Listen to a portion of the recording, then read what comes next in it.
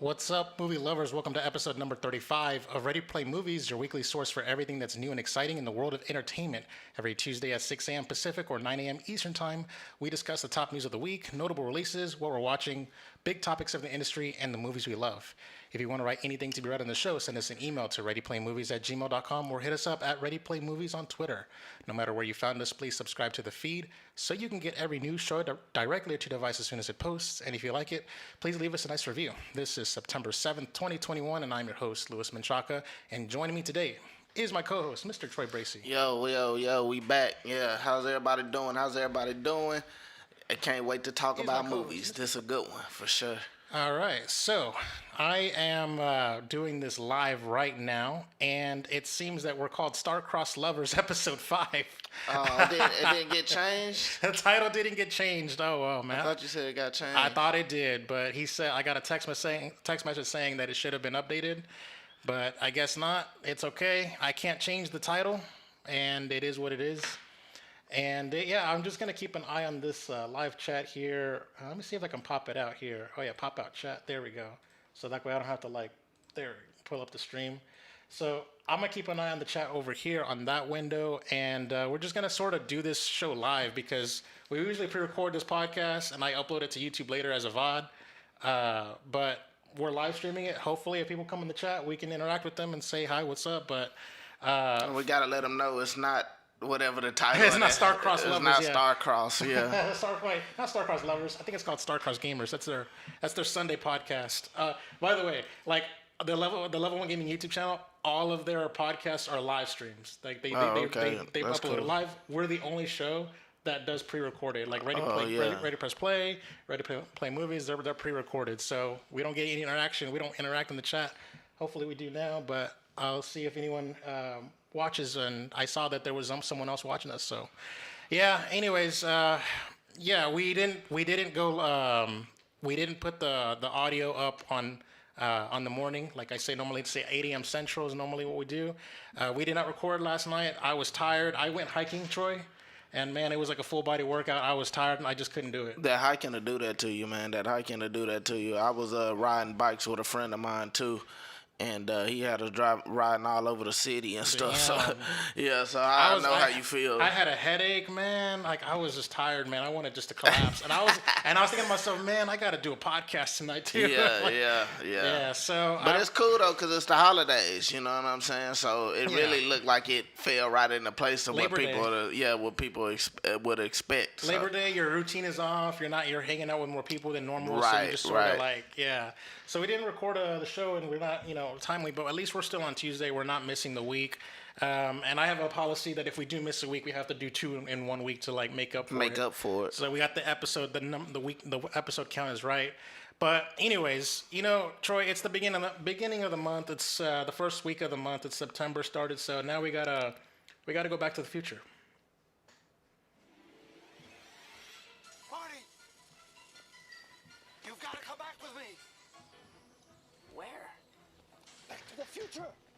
Yeah, Back to the Future is the segment where we do the anniversaries for all of the movies that came out in the 5-year increments, from 5 years, 10 years, 20 years, et cetera, et cetera.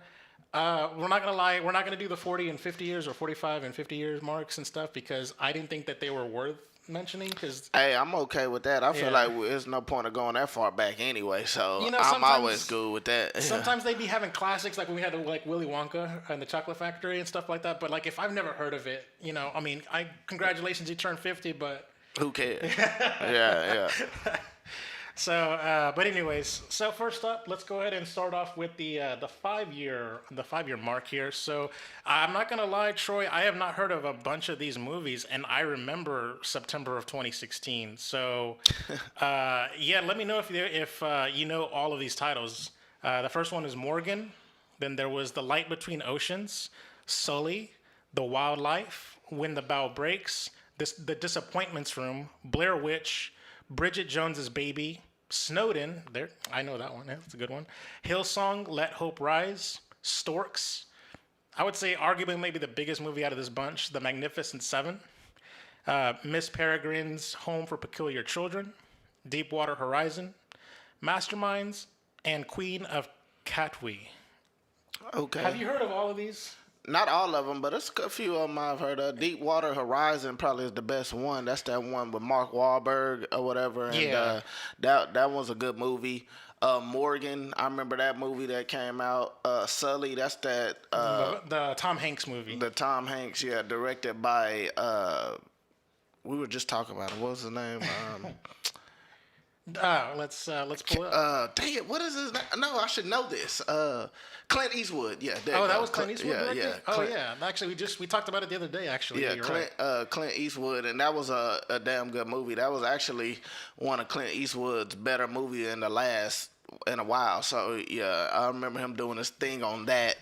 And then the Magnificent Seven, like you said, that's probably like the biggest blockbuster movie that came out Like with all the Denzel, superstars. Chris Pratt and all them. Damn, what's the name of Kingpin from Netflix? That guy. Yeah, him. I can't think of. I believe. Is it Garofalo? No, that can't be right. I can't remember his name, but we know who he is. So yeah, he was in that. But so yeah, that was a big movie, you know what I'm saying? And I think it was directed by the same guy that directed Training Day. So he worked with Denzel Washington before, and he Vincent D'Onofrio. That's his name. There him, we go. and Ethan Hawke. I forgot he was in that. So yeah, so you know, and that's crazy how the director that directed Training Day directed the movie, and then Ethan Hawke and Denzel Washington is also in the movie. They both was in Training Day, so that was pretty cool. So that one. All right, so Morgan starred Kate Mara and Anya Taylor-Joy. I never heard of that movie. You don't remember that one? Yeah, but that was a little The horror Light movie. Between Oceans starred Michael Fassbender and Alicia Vikander and Rachel Weisz. Yeah, so we don't need to go through all the the names and stuff, but yeah, like most of these movies, like you said, I don't really remember them like that, but they were solid. Oh, and what was it, Snowden? Snowden, Yeah, yeah. I remember that one too. That one was a pretty good one. That one was good. Like you learned some shit that in that movie that you never thought like you knew. So yeah, that one was good. JGL, yeah. Yeah, that one was good, and that was a great performance by Joseph Gordon-Levitt. He kind of fell under the radar at the Oscars, but yeah. So that's all the ones I know. Yeah, it's just like I want to look at this one, the Queen of Cat Week, because like it had an Oscar nominee in there. Let me see here if I can find it. Let's see, where's it at? I should just do a. Damn, there's so many freaking movies. All right, you know what? I'm gonna do a cheat code here. Hit Control F and hit Queen. There we go. So that's what it was. David Oyelowo and Lupita Nyong'o. I remember that one. Actually, I never end up seeing. I think that was done by Disney, if I'm not mistaken. Yeah, right here. It says Disney right here. Oh yeah. And Lupita Nyong'o. Yeah, that's what I was saying. That's the only reason I was like looking at it. I was like, yeah, I never got to see that one, but they had some heavy hitting actors in there with David Oyelowo and all them. So yeah. Yeah, and also I did see the Miss Peregrine's Home for Peculiar Children back in theaters. It was like one of them was like the Invisible Kid, and one of them had to wear boots because he floats in the air. Oh yeah. And then one of them can control water. I remember the trailer for that one. I remember the trailer. All right, we'll go ahead and move on to the 10-year mark here, and let's see what we got here. 10 years ago was September of 2011, and we had Apollo 18, Shark Night, Contagion, Warrior. That's a good one right there. Creature, Bucky Larson, Born to Be a Star. Oh God, that was such a trash movie. Kevin Hart, Laugh at My Pain, back when comedies stand-up routines didn't debut on Netflix directly. Oh yeah. Drive with Ryan Gosling. I Don't Know How She Does It, the Sarah Jessica Parker movie. Straw Dogs. I usually don't cover re-releases, but I make an exception for this one. The Lion King 3D, which is a re-release with the 3D effect for the animated movie. Dolphin Tale, back when Taylor Lautner was relevant. Abduction. I gave Moneyball a recommendation a few weeks ago, by the way. It's actually kind of funny that it matched up like that. But Moneyball, Killer Elite, Machine Gun Preacher, What's Your Number, the Anna Faris, Chris Evans rom-com where she was like her body count was high. Then there was Dream House, the Joseph Gordon-Levitt, Seth Rogen drama 50-50. and then Courageous. I don't know what that is. Yeah, right I there. don't know what that one is either. I think the best one on here is Moneyball. Really, I thought Warrior was the best one on here. Warrior is my favorite one on here. I think Yeah. that's my favorite movie, just in terms of the badass fighting and Yeah. shit. Tom Hardy was a badass, like, you know what I'm saying. It was a good movie. I think that's my favorite. But I think in terms of just pure quality and not like my biased opinion, I think Moneyball is the best one. Yeah. But Kevin And Hart then- laugh at my pain. I remember that one too. My bad. What was you saying? I was gonna say Moneyball. Jonah Hill got Yeah. nominated for the Oscar. Yep. That was Yeah. his first Oscar nomination, I Yeah. believe. Yeah. So, and Brad Pitt was great in that too. He kind of fell under the radar, but he was fantastic in that movie. But yeah. So, and Drive too. I love Drive. You know what I'm saying? Drive. You know, I thought it was kind of overhyped, Really? in my opinion, because it was like slow and like I guess that's the whole point of the movie. It's Yeah, supposed that's to the be point. slow and methodical, but Right. just like. It's like a. See what it is it's a character study. But they marketed it as an action movie. Yeah, but I think the fun aspect of it is it's a character study that they kind of found a way to make interesting dealing with him driving and shit. So like, because a lot of times, like what you're saying about like movies being boring, they be character studies. Like a lot of people Yeah. find character studies kind of boring, and I felt like it was just Like a unique. Superman Returns, for example. Yeah, right, exactly. Yeah. And I felt like they found a unique way of making a character study interesting, but I personally liked it. Yeah, and then the credits were forever. He's just driving Oh, away. yeah. And that's it, just like Yeah. pointing the camera at him, and he's just like, and I'm like, bitch. Yeah, I loved it. So, anyways, yeah, I have the Lion King 3D somewhere on that bookshelf right there. I bought the 3D Blu-ray. It's like the Diamond Edition. Oh, shit. And I did play it in 3D back when like I have like a 3D TV and 3D Blu-ray player and stuff like that. You put the 3D glasses and it looked dope. But Man, I feel like the 3D TV was so underrated. That shit was so cool, bro. it looks like, it's so awesome. But the only downside to 3D TVs is that they take away color because of the darker tint on the glasses. yeah. You lose out on like a little color bit of that vibrancy. color. Yeah. So like you like sort of like have a duller red and stuff like that. But other than that, I mean, it still looks good. Like Yeah. some 3D can look really good. I was like, depending on how much money they put into it. Yeah. But anyways, so yeah, that's. I just remember Bucky Larson, Born to Be a Star, was like such a trash ass movie. I think that the trailer was trash too. I don't know why that movie got greenlit, but it did, and it was kind of like we were all the worst for it. But anyways, also by the way, as a separate side note, I do want to say that September seems to be like a slow period in the box office. It seems to be like dumping grounds for like bad movies. Yeah. So yeah. we're It's not like gonna get a lot of. January and September, kind of. Like, Yeah, January, April, September. Yeah, those Yeah. are like the bad months and stuff like that. But anyways, oh yeah, you know what? Before we move on to the 15 years, I remember Dolphin Tale. I don't know if it was Dolphin Tale or Dolphin Tale 2. I don't remember which one it was, but Morgan Freeman was doing a press junket, and then one of the kids, kids were interviewing the stars for the movie. And the kid asked Morgan Freeman, "So why did you do this movie?" And then he said, "Money." he was being real. Like, And I'm like, he was being real. Shit. That's real as Goddamn. fuck. But you're telling a kid money. Money, like don't do it for the art. Fucking money. Like he was being real. Shit. That's what a lot of these when you see these great actors Doing in this these garbage, movies. yeah, like you know they just paid him a lot, and he said, "I don't give a damn what the script is. Let's do it." You know. So 15 years ago, which brings us to September of 2006, The Wicker Man. I got something to say about that one. And there was Crank, which I think we'll like mention a little later on in the show. Crossover, the cult movie, a hit cult movie, which was not a hit in theaters, was Idiocracy. Poor Man's Prestige, The Illusionist. Yeah, I remember that. I think The Prestige came out earlier that summer. Yeah. The Covenant, Hollywoodland. I just mentioned Tony Jaa. You said you didn't know who Tony Jaa was. He did like Ong Bak the Thai Warrior, and then another one of his movies was called The Protector. Oh, okay. It was back. He was like trying to be the next Jackie Chan. Gridiron Gang with The Rock. Everybody's Hero. The Black Dahlia, which is kind of similar to Hollywoodland. I like how they just came out so close to each other. They're both like old Hollywood, kind of noirish movies. The Last Kiss, Beer League, Jackass Number 2. That's okay. James Franco, The Flyboys, Jet Li's Fearless, All the King's Men, the Selma Hayek and Penelope Cruz movie Bandidas or Bandidas. The Oscar-winning for Forrest Whitaker, The Last King of Scotland. Open Season, Ashton Kutcher and Kevin Costner's The Guardian. School for Scoundrels, and then I don't know if she won the Oscar, but I know she was Oscar nominated. Helen Mirren in The Queen.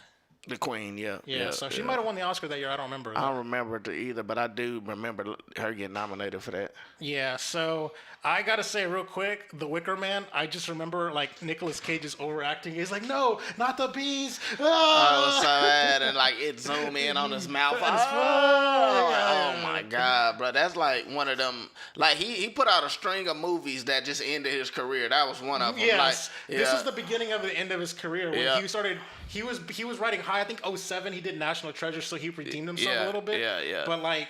But was that National Treasure two? That was actually that was bad too. So that like one was. I thought two was all right. Hell no, one was amazing. Okay. 2 sucked. When's the last time you said it? Was terrible, but I hated it too. Okay. But I do remember that this was the start of like the downhill where like Nicolas Cage was making trash movies, and it just and then like the twist was dumb. The movie was dumb. It was just like the whole village was on it the whole time. Bad, man. Like, it was like some cult shit. It made me wonder, like, but like he went from working with Scorsese, working with like he was like making fantastic movies, and then like it's like he tried to end his career on purpose. Like that's how like some of these movies was so bad. But yeah, that was one of them for sure. But The Wicker Man, I mean, don't some people go to bat for that movie or no? I mean, listen, it's one of those movies that's so bad it's good. You know, it's like The Room in a way. You know what I'm saying? The Room became a cult classic. This ain't on the level of The Room. Don't get me wrong. I wouldn't disrespect The Room like that. But it's one of those movies that's just terrible, but you can have a lot of fun with it. To me, I can't even have a lot of fun with it. It's just bad, but you know. I just got to say, Crank, I remember like in Crank, it was like he had to keep his heart pumping. He got to be adrenaline. It's basically like speed, but with with your heart. Yeah, with the heart. Yeah. With the heart, yeah. And it was a unique concept. It was a unique concept, and they're gonna do it in a movie that's coming out on Netflix. I'm gonna talk about on new releases. I was gonna say, oh, it's Crank, but I wanted to say like it was so ridiculous where he was like, oh shit, I'm not fighting there's no action, so he just takes a woman in like near him and just starts fucking him in public, and I'm like, holy shit. You remember that? I do remember that shit. They were just fucking. I was like, and everybody got surrounded, circled them, and started taking pictures. Yeah. That shit was wild, bro. Like seeing that in the theaters, you like, what the fuck? Yeah, that shit was wild, man. But shout out to Jason Statham because he hasn't aged a day. Like, yeah, he looked the exact same. That shit is weird. Like you got a certain people in Hollywood that just don't never age. Will Smith, one of them. Jason Paul Rudd. Yeah. Paul Rudd. Yeah, it's like, what the fuck are y'all doing? Like. And real talk, I think Idiocracy. I think that movie is more relevant today than it ever was back then. I want to say, in certain aspects. I don't know if you remember that movie. Do you? No. Do you know which one that is? Basically, Luke Wilson goes into the future with Maya Rudolph, and Terry Crews is the president. Oh shit! And basically, the whole world has just become stupid, like because everyone just basically they made it sound. They said in the prologue that. Stupid people were getting pregnant on by accident, and then smart people were like holding off on having kids to the point where they never had kids. God damn! And so the whole like population started like stopped drinking water. They started drinking Gatorade as water, and oh shit! Yeah, it was like dumb. It was like a dumb comedy. That's just fucking crazy. But yeah, I would just say shout out to The Protector. I remember that movie, and yeah, I don't really have much to say about any of the other movies. Do you have anything that you want to shout out? All the King's Men, great movie, one of the greats. Which one is that one, by the way? I don't know that one. You never seen All the King's Men? It's like a throwback. I mean, not a throwback, but it take place like back in. It's like a what's it called? A period piece. Okay. Or whatever, and it was a fantastic movie. I really enjoyed it. You know what I'm saying? Okay. Let's see here. All the King's Men. I want to say if you look up the Oscar nominations, it did its numbers. You know what I'm saying? Sean Penn, Jude Law, Kate Winslet, James Gandolfini, Mark Ruffalo. God damn. Yeah, it was Anthony Hopkins. It was a fantastic movie, actually, really good. Shit. And the Queen, I don't remember the Queen. I remember the Queen. I remember it. I know I seen it. I just don't remember my experience watching it. But I know that was good. But yeah. Okay. All right, cool. We'll go ahead and move on to the 20-year mark, and this brings us to September of 2001, and 9/11 just happened in this during this time here. 2001. So yeah, we're at the 20-year anniversary of 9/11, by the way, which is like crazy to think about this. But Crazy. so Rockstar came out, The Musketeer. Two can play at that game, which I think was a rom-com. Soul and Survivors came out pre 9/11, and then like 9/11 happened on a Tuesday, and then on September 14th, Hardball came out, which is the Keanu Reeves movie where he was like a coach for like a little league baseball team. So did The Glass House, and then the following after that was Glitter, which is the Mariah Carey movie. Don't Say a Word, the Ben Stiller movie, Zoolander, and then Hearts and Atlantis. And I remember like people were like saying, "Oh, Hardball, flopped at the box office because 9/11 happened and nobody wanted to go to the theaters." I guess, but it is what it is. And I just remember like that was like one of those like hard times where like it was hard. It was hard to be in entertainment, like whether you're putting on music in general, and yeah, movies or whatever. Yeah, at that time because like like the whole You world don't know kinda stopped. what happened. Yeah. The world just kind of stopped for a minute. Yeah. But yeah, I think it's really hard to talk about that, like with like the Whole 9/11. yeah thing. the whole 9/11 thing side of things. I will say, but otherwise, I mean this 9/11 aside, like the only movie that really stands out to me was Zoolander. Oh, I would yeah, say. Zoolander. Yeah. And it had a sequel that came out years too late. That shit's crazy. Like, didn't Zoolander 2 come out like 2010 or something like that? I think so. I'm like, God damn. Came out late as hell. But I remember laughing at it. I remember that movie being funny. And like the whole like the look, the blue steel and all that stuff. And Yeah. damn, there were some funny moments and stuff like that where like he was like, "Oh, your hair's messed up," and he just like licks his fingers and just like does this, and then next thing you know, the next shot Perfect. just perfect. I'm like, there's no way you did that with just That's like a funny. quick like little. Yeah. it was like the funny shit though. But anyways, otherwise, did you have anything you wanted to say about any of these movies? Or did you heard about? I haven't seen none of these. I remember watching The Glass House, which is like a Lily Sobieski movie back in when it was on Blockbuster. I didn't watch it in theaters. 25 years ago brings us to September of 1996. We got Bulletproof, the Whoopi Goldberg movie Bogus with Haley Joel Osment, The Spitfire Grill, Maximum Risk, Fly Away Home, which was Jeff Daniels and Anna Paquin back before she was Rogue, The Rich Man's Wife, Feeling Minnesota. You know what? I'm going to say this. I completely forgot this movie existed, but this was a good action movie starring Bruce Willis called Last Man Standing. Have you ever heard of it? I've heard of it, never seen it. Dude, that was such a good movie. I watched it like on VHS a lot. Then there was The First Wives Club, Extreme Measures, 2 Days in the Valley, The Glimmer Man, and then D3, The Mighty Ducks, and That Thing You Do. So how many of these movies have you seen or heard of? None of them. I heard. Bullshit. Yeah, I haven't.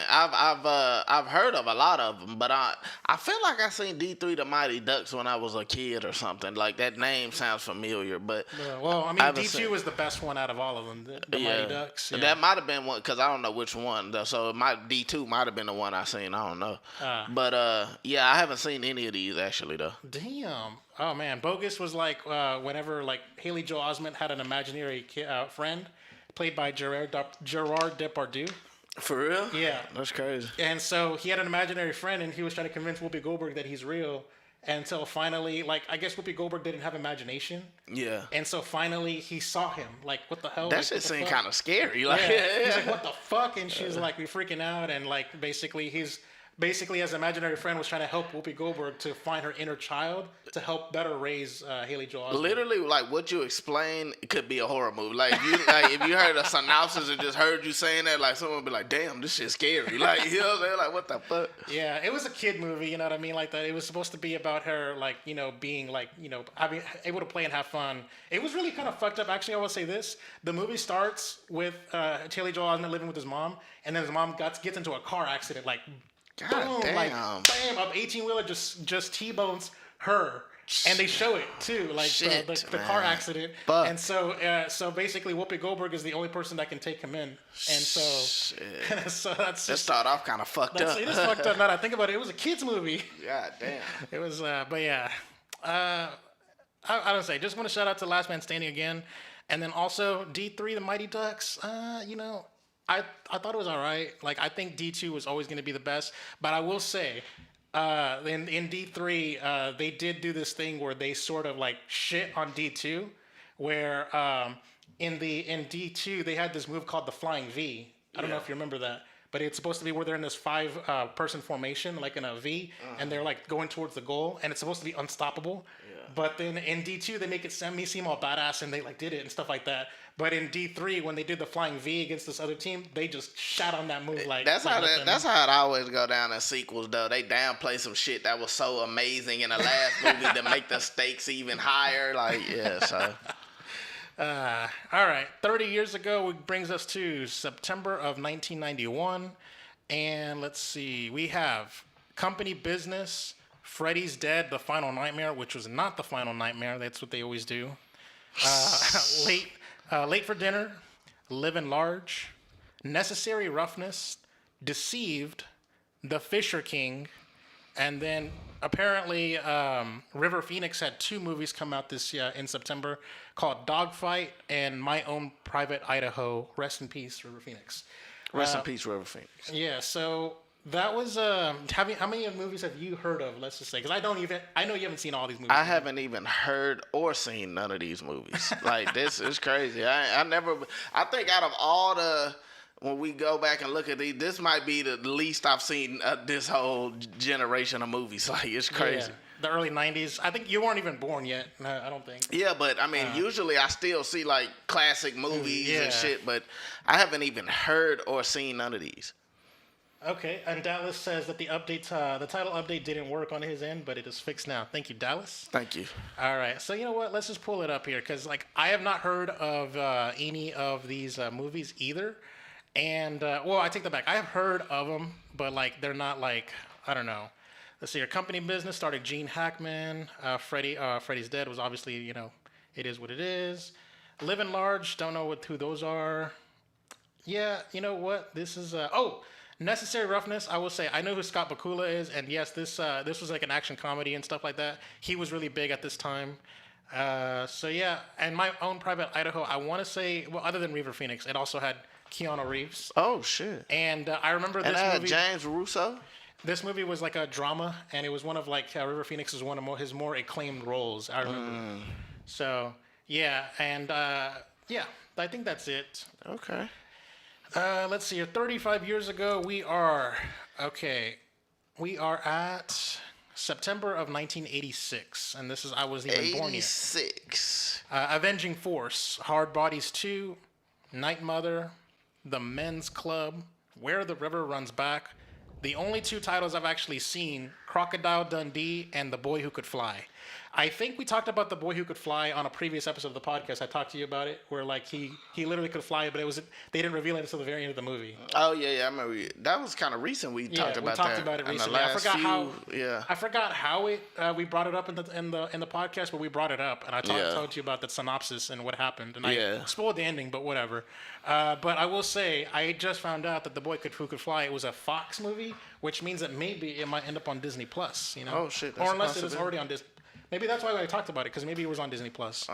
But have you seen Crocodile Dundee? That's probably the only big movie out of this. I mean, I've heard of who Crocodile Dundee is, but I didn't know he had his own movie though. He had like 5 of them. He had sequels. They had a lot of sequels and stuff. I didn't know. Like, was it like that's him doing real?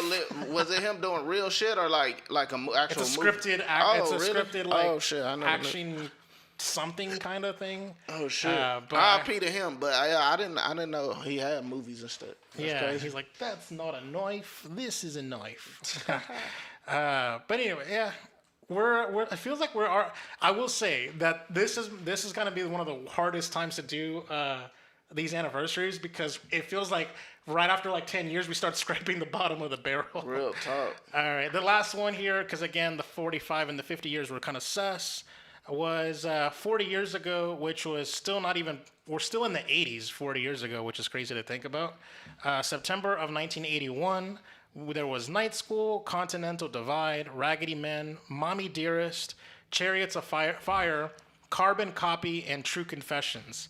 Now, before I looked up these titles or whatever, I actually heard of one of these movies. True Confessions? No. Oh, I was gonna give you your guess. Like, which movie have you heard of? True Confessions. Oh shit, you heard of that one? Yeah. What is that one? I don't know. Look it up real quick, cause I don't know. I know that name, but I just don't know it off the dome. Okay, and the one I know is Carbon Copy, and Carbon Copy was Denzel Washington's breakout role. Oh really? Oh Yeah. shit! Damn. And it was a race movie where this rich, successful white businessman, and this is the early '80s, by the way. Yeah, yeah. He finds out he has an illegitimate son, and then it was Denzel Washington.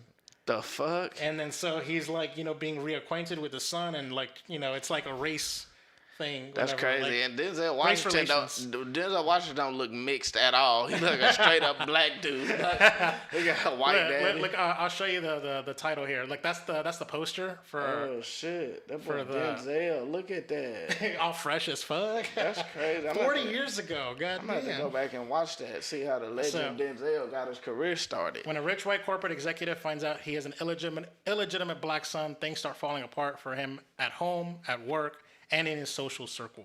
Oh, that sounds good. So yeah, there was that. Damn, it only made $9 million. Oh shit.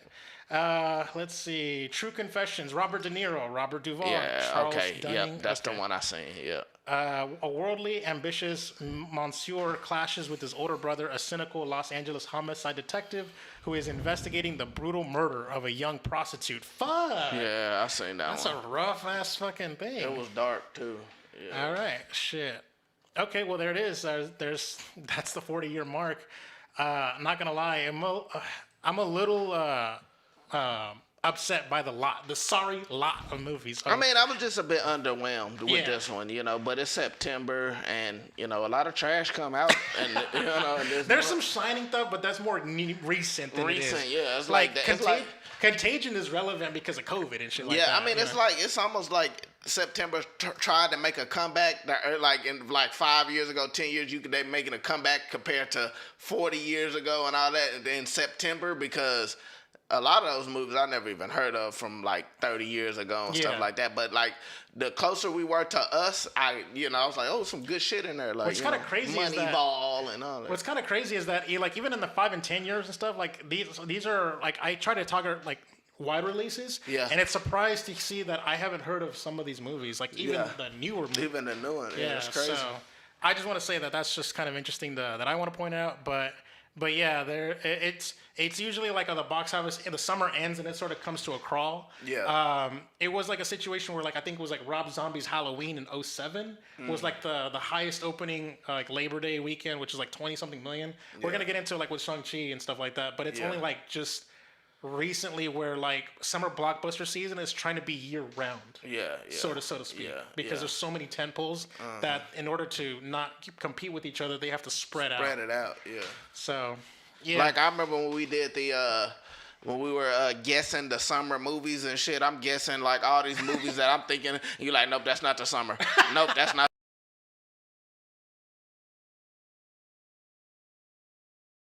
Spread summer movies out all around, I was going to say the second week in October, we're going to revisit that prediction special because I want to give Shang Chi, which was, I allowed you to put that in your list. Yeah. As a summer movie season. I want that to at least play in theaters for the 45-day window, and then we'll cut it off and then give the results as to how we did on the predictions. Yeah. But yeah, that's it for the anniversaries, and we're gonna go ahead and move on to impressions. I've only watched 2 things, and I'm pretty sure Troy, did you only watch the one thing? I just watched Shang-Chi. Okay, so before we go into Shang-Chi impressions, I wanted to go over What If. You did not. I told your ass to watch episode 2 of What If. Yeah, I still haven't watched it yet. God damn it. Okay, so. My bad. I'm sorry. I'm on YouTube. I'm not supposed to take the Lord's name in vain. Anyways, What If is I guess I'll keep it short and sweet here for What If. The episode was about Doctor Strange? Doctor Strange. Okay. It was the Doctor Strange episode, and it was how do I put this? It was dark, and it was a very interesting character study for the stages of grief. Is it the 5 stages of grief? 5 denial, stages, yeah. Bargaining. Ego or some shit, yeah. Yeah, so they basically did one of those kind of stories, and people are already speculating, fan theories, is that this episode may have something to do with Spider-Man. Multiverse of Madness. Oh, okay. People were saying that what if he's going to be one of the villains? Like, what if because he basically becomes a dark Doctor Strange. I mean, it ties in with I've seen theories about it tying in with Spider-Man Far From Home, because you notice if you watch the Spider-Man Far From Home trailer, it's Doctor Strange in one of the scenes where he's like fighting Spider-Man, he has on black. Yeah. And then like when he's in his normal shit, it's like, his He's normal blue, yeah. So like some people are thinking like it's an evil version of Doctor Strange, or like there's a possibility, or he's a fake version of Strange or something like that. There's a possibility, and there's how do I put this? How was I gonna say that there's a possibility that he may cross over into the regular MCU, but for now it's up for debate. Yeah. But basically the what if was, what if Doctor Strange loses his heart instead of his hands? So instead of his hands getting all messed up in the car wreck, Christine Palmer was in the car with them, and then she dies, which is like Rachel McAdams' character. Yeah. And so basically, he's basically like obsessing over trying to bring her back to life. And do you remember that old movie from the 2000s called The Time Machine? It was a book that was turned into a movie. Yeah, I remember that movie. And in the book, or in the movie, he builds that time machine. He travels back into the time to save his wife from that accident. Yeah. But every time he saved that wife, a He different started accident. something. Yeah. No. It didn't start something. A different accident will take its place, and she would still die. That's what I meant. Like, it was starting a new version of a car wreck. Yeah, exactly. So she kept dying. No matter how many times he traveled back in time, he could not save her, and that's kind of what happened here. Yeah. So, I guess a minor spoiler, but there's more to it at play than I'm letting on, obviously. But yeah, that's it was interesting. Like I said, it reminded me of that. It had a lot of elements, especially like the stages of grief, and how it ended was just like, damn, this shit was like raw as hell. So. I do encourage you to watch the What If as well, by the way, or if you're gonna at least maybe wait till the finale, I guess, if you want to binge them all. Yeah. But that's anyways, probably what I might end up doing. Anyways, with all that out of the way, we'll go ahead and get to the actual big thing here. Shang Chi and the Legend of the Ten Rings came out, and that was the big release, and that's the thing that I watched. Troy watched it. I will say that I had watched it in the biggest screen. I went to the movie theater. I was in the big theater, like and that cinema, yeah, that action, the bass, everything. So I had like the perfect seat. Like when I bought the seat, like I bought my tickets on Friday, and I went to watch it on Sunday. And so when I bought my tickets for Sunday, I had my pick of a seat. There was not a ticket, so I got to pick the perfect seat right in the middle. So let me ask you something. You went to the theater, like, you've been watching all your shit at home and all that. Mm-hmm. Have you, like, being back in the theater, seeing this blockbuster in the theater, do you feel like you were able to replicate that with your watching it at home, or is it just something different? Yeah, I can't replicate it. I think when watching at home, you're easily distracted. The idea that you can just pause the movie to go pee real quick, or you're like, I don't know. I can do 4K TV, like big screen. I can do the reclining couch. I can do the sound bars, surround sound. I can do all that, but I just can't be fully immersed. So there's true. Something about that going to the theaters that just sort of brings you into It's just different. Yeah, it's just different. Yeah. So I will say that. But as far as the movie itself, you know what? I don't want to go first here. I'll go ahead and let you go first. Okay. I like the movie. It was a good movie, fun movie. I think Aquafina, she stood out as just being like, she was supposed to be that charismatic kind of fun, funny spark that the movie need. She was fun to me. I really liked her character. I think all the main characters for the main roles, they brought it.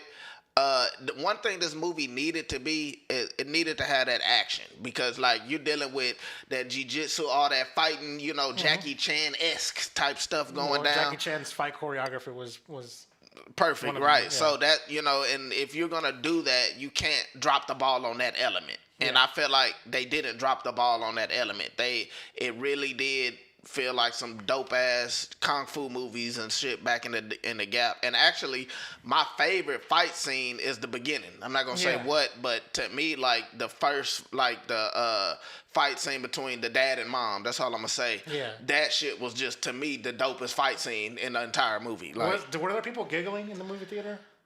There were people giggling in my movie theater when they saw that. Not really. I mean, kinda when they'll do the slow motion part, and then like but it was like I guess minor spoilers, but flirt fighting. Yeah, flirt fighting or whatever. Fighting, and I gotta say, I hate that. I ain't gonna lie, I hate that in movies. You hate flirt fighting? I hate that in movies. It's like the idea of like we're fighting, but ooh, like oh my god, I hate that shit so fucking much.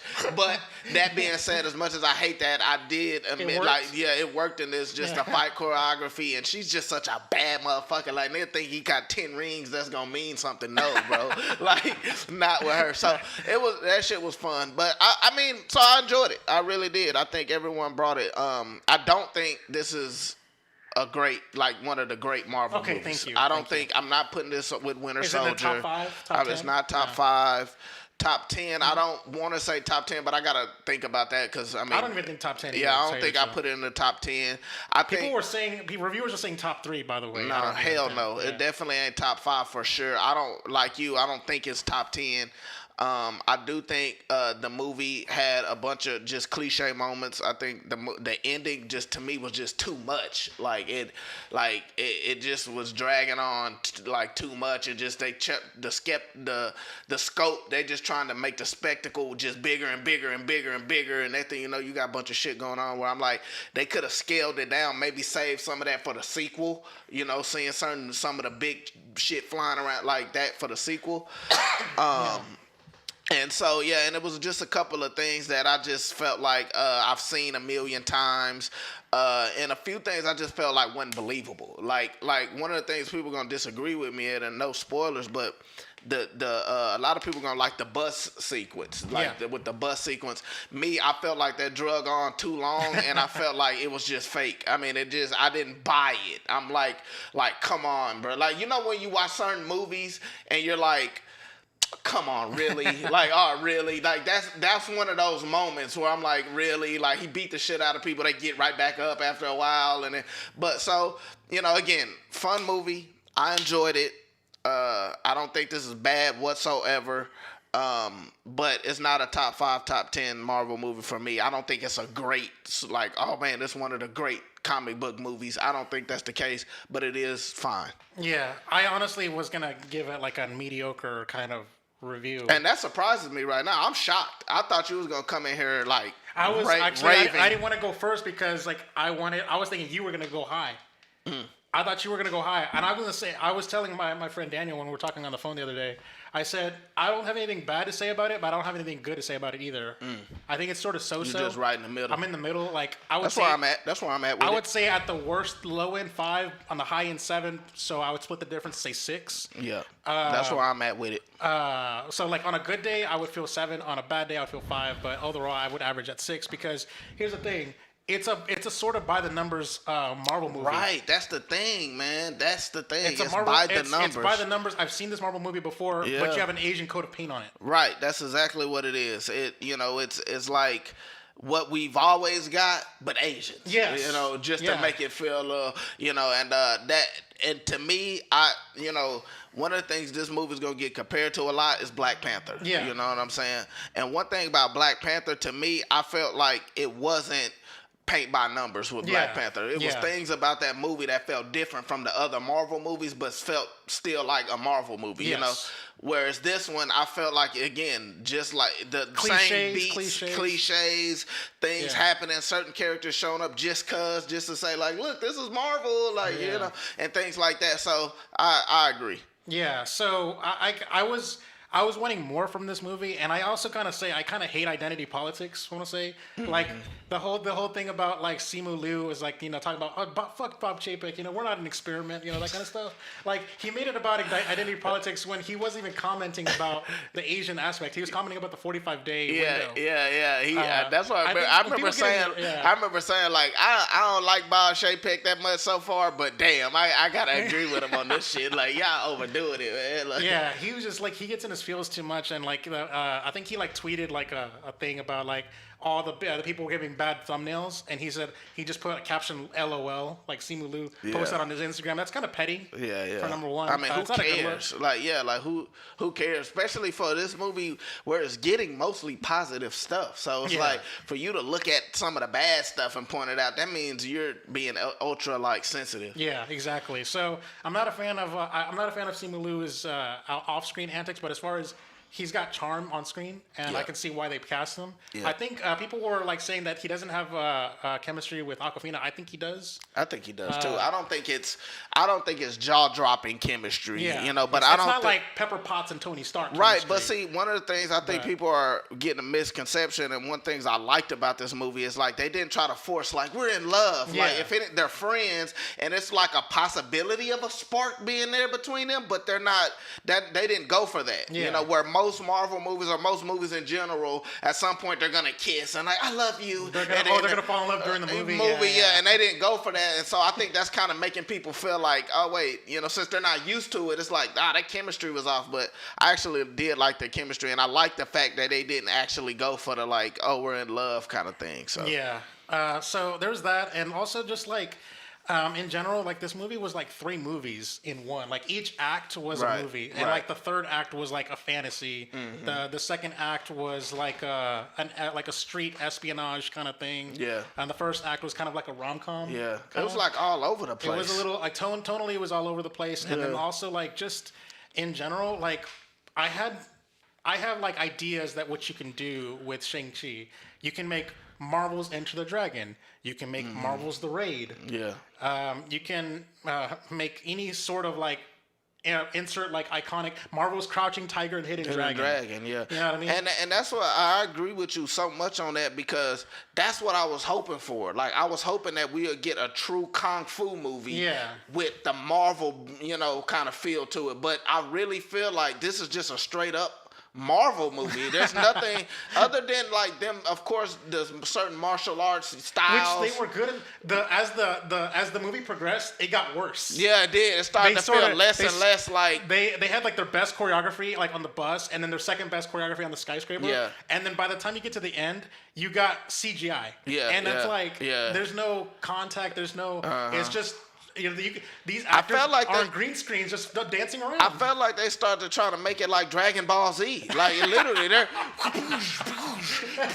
and then like the dust particles. Yeah, and I'm like, come on, bro. Like that's hand to hand, right up combat was so good when they was doing that. As a matter of fact, I would have preferred that because, especially because if you guys know the trailers, the marketing, his dad is the villain, and it would have been a very personal like Luke Vader. Luke Skywalker type of fight. Darth Vader fight. I want a personal, intimate, like the stakes are real because it's it's so centralized. Yeah, I agree. Instead, like they got away from it in that third act and sort of lost focus. Yeah, I agree. And the thing about it is, the thing that I think really would have helped this movie is like I wish Shang-Chi had an accent. Like he had his like I didn't really like his American accent. Like to me that was like it felt like because first of all it didn't make sense for the story. Like he goes to America at like 14. Yeah. He's like 24 in the movie. It's like damn you completely lost your accent. Even Bruce Lee had an accent still for a long time. Like I don't know. Like I could understand Awkwafina not having an accent because she's from America. She's an American, you know. Yeah. But I just felt like something that would have made the essence of it, what the movie could like, it would make the essence of their culture feel like stand out. If he had a little bit of an accent, if he wasn't just straight up an American, like that's what it was to me. Like he was just an American guy. Well, you know what I'm saying? And I just wish that is something like a little nitpick thing that I felt like attention to detail. Attention to detail, like because if you paying attention to the story of someone, like when they first showed it, I thought when the movie first happened, even the little kid actor had her Chinese accent. Yeah, when he was talking, he was like, "You've been practicing your English, right?" "Oh yes, father, I have." I'm like, what the fuck? Yeah, I'm man. sorry. I'm like, Okay, real talk, okay. bro. Like, that's the stuff I meant. Like, when you watch, like, Black Panther, they all got accents. Yeah, They're all Wakanda like, forever. yeah, you know, and it's just like, at first I thought he moved younger. Like, came to America at, like, 8 or something. Then Yeah. I could have maybe understand. But then when I found out the dude's, like, already in his teens, and he's still a young man in this movie, I'm like, what the fuck? He just got a full American accent that quick? So, I mean, just little things like that, I just felt like it wasn't as great as I felt like it didn't reach its potential. Yes. I liked the movie, but it didn't reach its potential. Yes. I compare it to Black Widow, where I was like, I like Black Widow, but I didn't jump off the sheet. Oh my God, Black Widow. Yeah. That's how I feel about this. Yeah, right. Yeah. Now, I'm gonna say this. I will give it a recommend to go. Yeah. Watch Oh in yeah, theaters. for sure. It's like the theater experience is gonna elevate it, in my opinion. Like, Absolutely. and I think you're better off having watched it in the theater, in my opinion. Absolutely. I think when it comes in Disney Plus in mid-October in 45 days, it's gonna lose its value.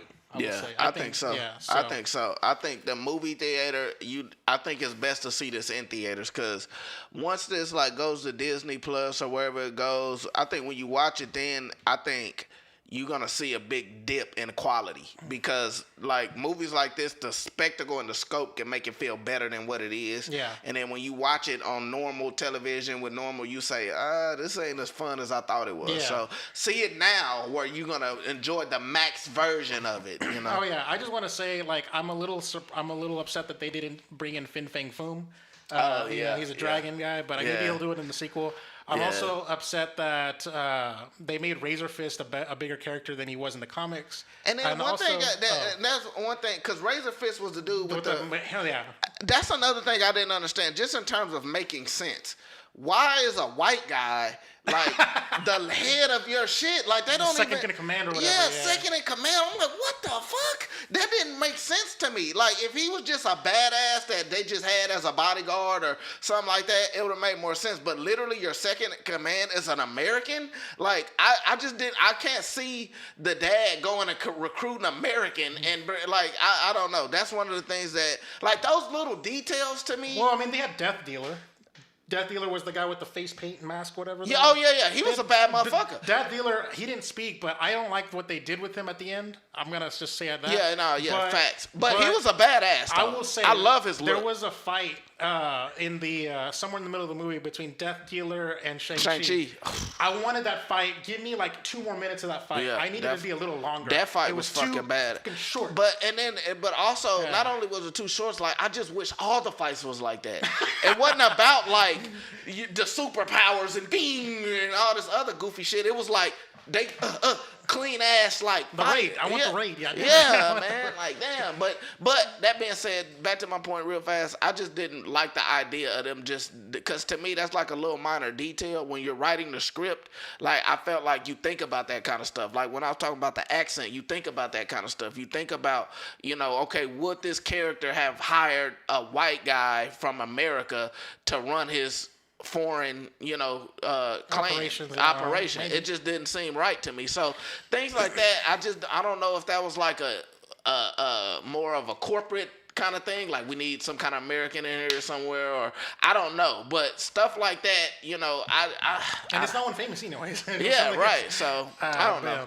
I would say Death Dealer was overhyped, by the way, from the trailers. So just gonna throw it out there. I think there was more of a point.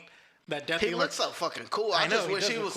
I wish he was like the main villain or something. He was so fucking dope, bro. Like, wasted potential with Death Dealer. Yeah, man. And the thing about it is, like, it don't take much to be a badass. Like, he didn't talk that much, but he was so badass for the little bit of time that he had. And also, like, just in general, like, if you think about it, Death Dealer was the one that trained Shang-Chi personally. And so therefore, it would have made a more better sense for there to be like some kind of like a rivalry or something between them two. Yeah, something that you could have paid off. Well, anyways, I guess I'm a little frustrated with the movie, but like I said, I wanted more from the movie. And I'll just leave it at that. I think it was good enough. And sometimes, I guess with Marvel, that's not enough. Yeah, probably. Yeah, so, right. Yeah, good enough isn't good enough. For sure. All right, well, go ahead and move on to the news. If I can find there. Okay. We interrupt this program to bring you a special report. Couldn't find the sound effect there for a second, but we're gonna go ahead and move on to the actual news of the show here. We have 3 news items, and one of them is basically a topic of the show in disguise, since we're not having a topic of the show today. The first one is, will Eternals get pushed back? So it says Marvel's Shang-Chi crushed the box office expectation, but will that convince Disney to keep Eternals in theaters? All right, it says, prior to the debut of Marvel Shang-Chi and the Legend of the Ten Rings, Disney CEO Bob Chapek called its old-school theatrical release an interesting experiment, talking about the 45-day window.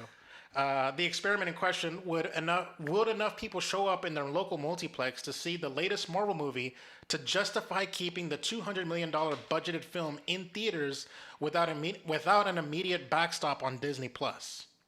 Overall, ticket sales have been depressed in the pandemic, and the studio's superhero installments typically open to more than $100 million in non-COVID times. This weekend's box office tallies revealed that, yes, even with the Delta variant raging, Shang-Chi and the Legend of the Ten Rings could deliver movie theaters a much-needed jolt. The 25th entry in the Marvel Cinematic Universe had a bigger debut than the studio initially reported, collecting a mighty $94.4 million over the 4-day Labor Day holiday weekend. Tracking it indicated the 3-day total to be around $50 million before the opening, but the movie's better than expected start, it made $75.5 million over the traditional 3-day weekend, offers Disney and cinema owners alike a boost of confidence in audiences' loyalty to the big screen, even as the studio moves aggressively into streaming spaces. Making its debut more impressive, Labor Day is typically a slow weekend at the box office, as families opt to spend time outside before summer ends. Shang-Chi smashed holiday weekend records previously set by 2007's Halloween with $30.6 million. Marvel has set a remarkable standard for itself, and the opening is just below average for a Marvel series launch, says David A. Gross, who runs the movie's consulting firm Franchise Entertainment Research. Under normal conditions, Marvel would not have launched on Labor Day weekend, and the opening would have been bigger. Shang-Chi didn't only establish a new high watermark for Labor Day, it landed the second best opening weekend of the pandemic behind Black Widow, which had $80 million in its first 3 days. However, Black Widow wasn't only available in theaters, it was also on Disney+, which generated $60 million in its inaugural weekend, and in addition to the box office haul. It has since made at least $125 million from streaming rentals. Does that tell Disney that Shang-Chi and other Marvel properties could stand to gross even more money with day-and-date releases on Disney+? Or would people turn out in greater numbers to watch the studio's latest superhero entry on the big screen if they didn't have the option to watch it on the couch? So that's what I was going to ask you about, Troy, because Black Widow opened with Disney+ Premier Access on top of the theatrical release. Theatrical, yeah. And it made more money than Shang-Chi. What?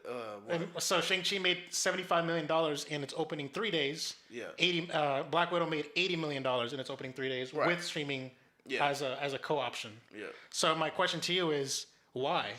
Well, I mean, listen. First of all, like 80 million. It's not. I always say first. A couple things. Number one, the opening weekend is it's about after the opening weekend. Yeah. It's about, you had an opening weekend, you want to do good that opening weekend, and that's the most important weekend. Yeah. But it's about that next weekend to really see if you're gonna make money. If it's like a high drop, it's that high drop. So the thing about this is Black Widow is a bigger name. Everybody knows Black Widow. She's been in about 8 films before that. I always say if Disney Plus wasn't doing the day and date thing, Black Widow would have been a huge hit even then. Like, even now, it would have been like one of the Marvel's big hits. You know what I'm saying? That dropped. I think it opening on with Disney Plus, like, hurt the box office compared to what it could have been.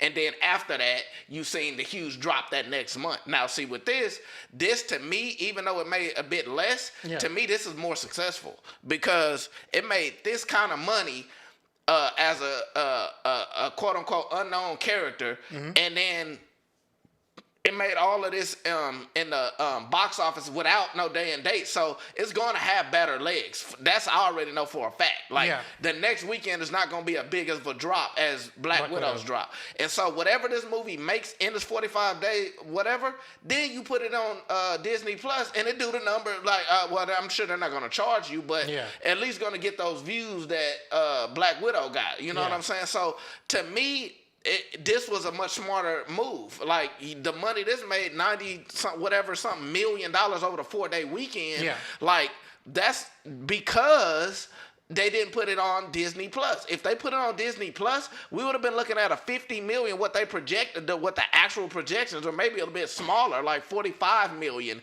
if they would have put this on Disney Plus. So again, you always, to me, you compare the value of the movie that they're making mixed with, you know, whether or not they use the streaming service bullshit. You see what I'm saying? And so as long as these studios realize that putting something out on a streaming service on the same day you release it is a dumb idea, the sooner like these, you know, big corporations realize that, the better they'll realize, and the quicker they'll realize they'll make their real money when they do it like that. So I think if anything, this made Disney very happy. Like, oh shit, we don't need to put nothing else on Disney Plus opening day, because I think this right here has proved it to them. Like, so yeah, the article agrees with you. So the article was asking the question is like, is Marvel going to do the same with Eternals? Are they going to do the 45-day exclusive theatrical window, or are they going to do Black Widow and Cruella and Jungle Cruise, where it premieres simultaneously on Disney Plus? And it says here that Eric Handler, a Wall Street analyst for NKM Partners, estimates that Shang-Chi needed to make at least $70 million in its first 4 days to satisfy Disney and encourage the studio to nix a hybrid release for Eternals.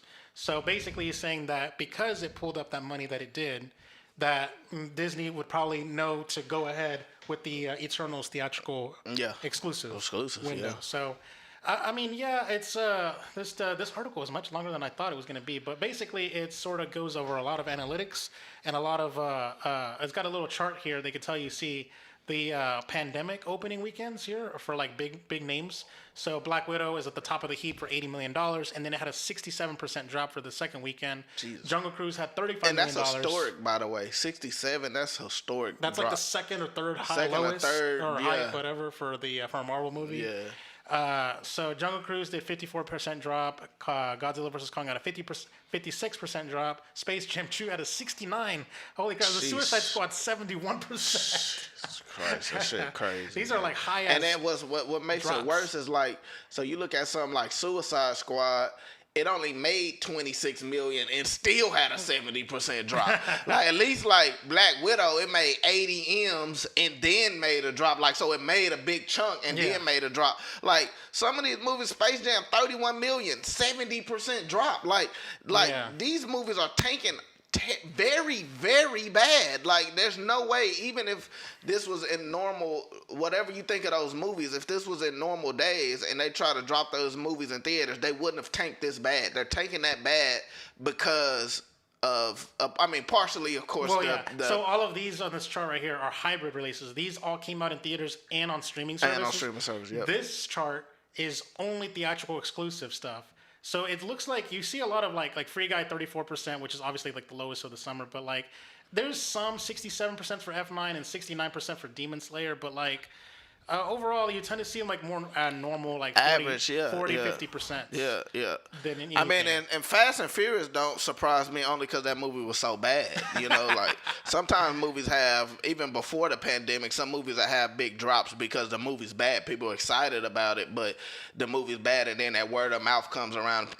A lot of people don't see it that much after the fact. But yeah, man, that you see the difference. It don't make sense to me to put it out on straight to streaming services. But when I'm looking at the charts here, like when I'm looking at these like top fives and then this top five, it doesn't seem like going on streaming hurts the opening weekend. I would say it probably hurts the legs more than it hurts the opening weekend. Well, yeah. That I mean, it doesn't. I think it doesn't hurt the opening weekend as much, but it's not really about the opening weekend as much, right? Like you look at Black Widow, it made 80 million. Like in theory, you say, "Damn, that's good," right? Yeah. You know. Then after that, you know what I'm saying, a lot of people ain't gonna go rewatch it. So it's hurting the opening weekend a little bit. Like maybe it'll make like 5 or 10 more million. But it's hurting the gross. But it's hurting exactly. So interesting stuff there. So I expect this experiment, as Bob Chapek likes to say, I expect the experiment to be successful, and I expect Eternals to be theatrically exclusive. We'll keep an eye on that in case that does change. We'll always talk about all the Marvel news and stuff like that. So we'll go ahead and keep it moving here. But by the way, $94 million for a 4-day weekend. That's pretty dope. Good. Yeah, hell yeah. All right, so we'll go ahead and move it on to this is like a bit of a topic of the show in disguise. Patty Jenkins makes one good point about where streaming platforms fail. This comes from Screen Rant. And it says here that filmmaker Patty Jenkins' recent comments referring to streaming service exclusive films as fake movies underline how streaming platforms fail to adequately promote their content. We made a comment early on, like early in the life cycle of this podcast. We talked about how, damn, Netflix doesn't be like promoting their movies; they just drop them. Yeah. You know what I mean? So that's interesting. During a panel at CinemaCon discussing the future of cinema, Jenkins spoke about the impact of the coronavirus pandemic on film studios' dilemma between theaters and streaming platforms. On the lesson promotion of streaming exclusives, Jenkins remarked, quote, "All of the films that streaming services are putting out, I'm sorry, they look like fake movies to me. I don't hear about them. I don't read about them. It's not working as a model for establishing legendary greatness." That's her quote right there. The meteoric rise of streaming services in the film industry has taken a different turn since the onset of the coronavirus pandemic in early 2020. Jenkins' Wonder Woman 1984 was the first of many blockbusters released under a hybrid same-day streaming model, a decision the director labeled as, quote, "a heartbreaking experience and hugely detrimental to the movie." Soon after, Warner Brothers committed to the entire 2021 slate, which we all know about that. But basically, yeah, that's kind of sort of like the story was that remark. It's I kind of want to read into that about all the films that are on streaming services that are putting out. I'm sorry, they look like fake movies to me. So I've seen many interpretations of it, but when you hear these words, what do you think she's referring to, and do you think she could have worded it a little bit more directly? Listen, what she's saying, because here's the thing. What she mean by like they look like fake movies is basically like if you don't promote it and then the movie is also bad, it seems as if y'all don't care about the culture of movies. Like y'all don't care about trying to make something memorable and everlasting. The whole reason why we could start each month doing the Back to the Future. Yeah. Which, by the way, now to think about it, holy shit! What about I do Back to the Future 5 years from now? Right. Movies are not gonna be streaming. They go straight to Netflix. And that's what she's talking about. Holy like shit. That's basically what she meaning. Like there's nothing about it that's gonna be memorable if it's just a bunch of movies just dropping on there and they're not promoted. There's not meant to be remembered. There's not meant to be a spectacle aspect to it. It's just there, you know. And I think that's the main thing. You know, they're just dropping it, and it makes it feel like your movie is just piled in with a bunch of other crap instead of like, oh, one of the movies in theaters that we need to see, or even if, you know, because Netflix, here's the thing, it's been a couple movies that Netflix actually promoted, and it did well, and like you'll watch it and it could go down as part, like even Zack Snyder's movie that just came out, the zombie movie. A lot of people were talking about that. It had buzz, it had trailers, it had, and you know, it didn't feel as much of just a random Netflix movie that you just happened to see and was like, oh, I didn't know this was made. You know, that is what she's talking about. That's what she means. And the Army of the Dead. That's what Army of the Dead. You know, and so that's basically what she's saying. You know, that like it's gonna be harder for us to distinguish. Oh man, I remember when that dropped. Remember We're not when it's just on Netflix. You know what I mean? So. I was gonna say, like, my interpretation of the of her quote is saying that movies that go straight to streaming don't have like the cultural zeitgeist a theatrical movie Right, does. right. There isn't like a thing where the conversation goes on for like a long time. Right. Like people talk about it for like the hot 15, Day. 15 seconds of fame. Yeah. Not even minutes, seconds, and Yeah. then they just move on to the next Go thing. away, yeah. It doesn't like so. Like for instance, what was that Chicago? The Trials of Chicago 7? Yeah, Which I would yeah, say, didn't yeah. that movie go straight to Netflix? Yeah, I think so. So like nobody talks about that movie. Yeah. Nobody talks about Marriage Story. Yeah. Nobody talks about Roma. Yeah, You know what I yeah, mean? Like right. these are movies that are like good movies. The Irishman even kind of sort of gets buried in my A opinion. little bit, but Like, that's probably got That's the the most. only one that's like yeah. maybe an exception. Yeah, But like yeah. even then, like as far as film fans goes, if a movie doesn't go to have a theatrical window or a theatrical exclusive, Yeah. like there isn't like this thing where it's like everyone sort of like watches it. There isn't like a thing where like you're gonna go down in history or something like that. I mean, and the thing about it is, I think more than just being in theaters, I think it's about the whole promotional. Because listen, anytime a movie comes out, it's this whole promotional run where it almost like you build up to it. Yeah. You see it on commercials, ads, YouTube, everything. You just seeing it. You seeing it until you finally go see it in the movie. It's so like this build up, and then if it's good, it creates this moment. Yeah. Right. It not just going to see it. It's like if you think about like say just in terms of the biggest example I could think of, like Star Wars: The Force Awakens. Like it wasn't just that it came out. It was like this big build up to the movie, and then it came out, and then you go watch it, and it created this whole moment within like a month or 2 months of the build up to it. And she's basically saying that part of it is gone. Like there's no build up to it to create this moment. Then when you finally see it, you like, man, I was waiting 2 months and it fucking blew my mind. It's just like, oh, it's there. Should I watch it or should I not? You know Yeah. what I'm saying?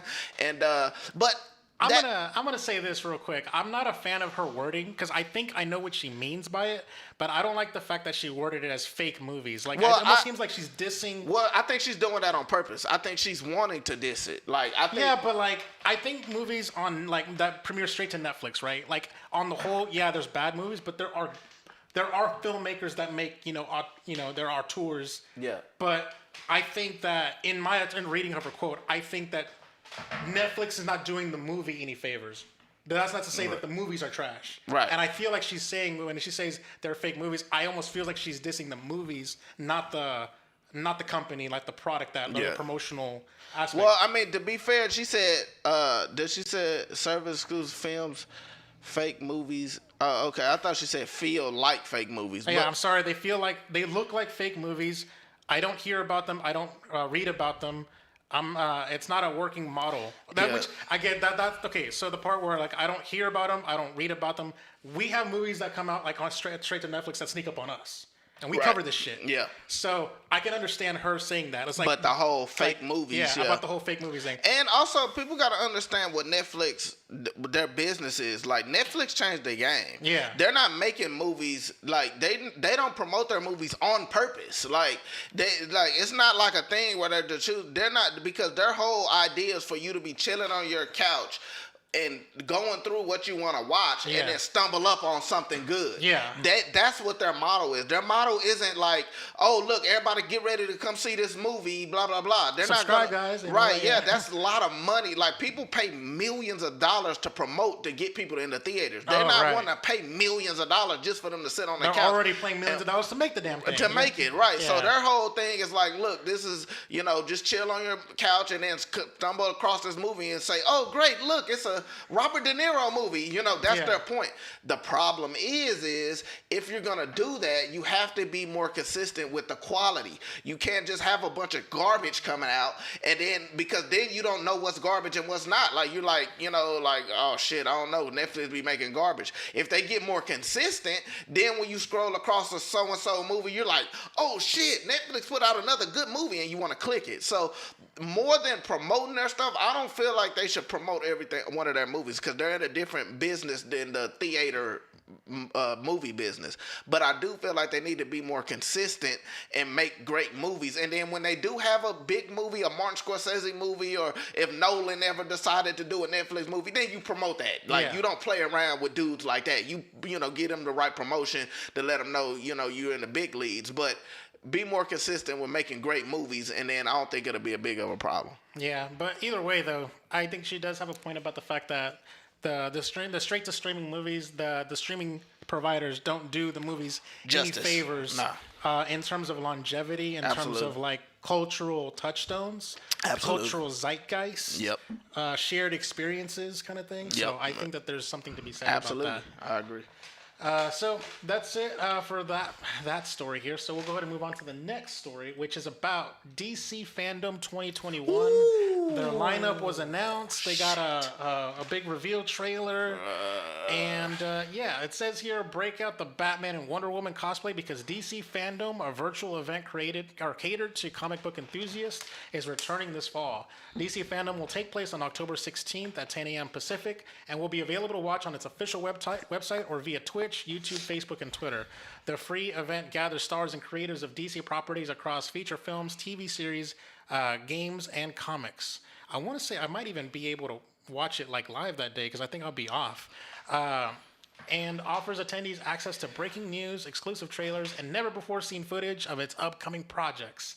This year's gathering will showcase footage from a swath of Warner Brothers-produced DC movies, including a new trailer for The Batman, starring Robert Pattinson as the Caped Crusaders, clips from DC's League of Super Pets. Well, they didn't even have to put that in there. They should have put that on another article or some shit. Fuck, man. You say The Batman, and then right after that, The League of Super Pets. Fuck, man. Behind the scenes looks at Jason Momoa in Aquaman and the Lost Kingdom.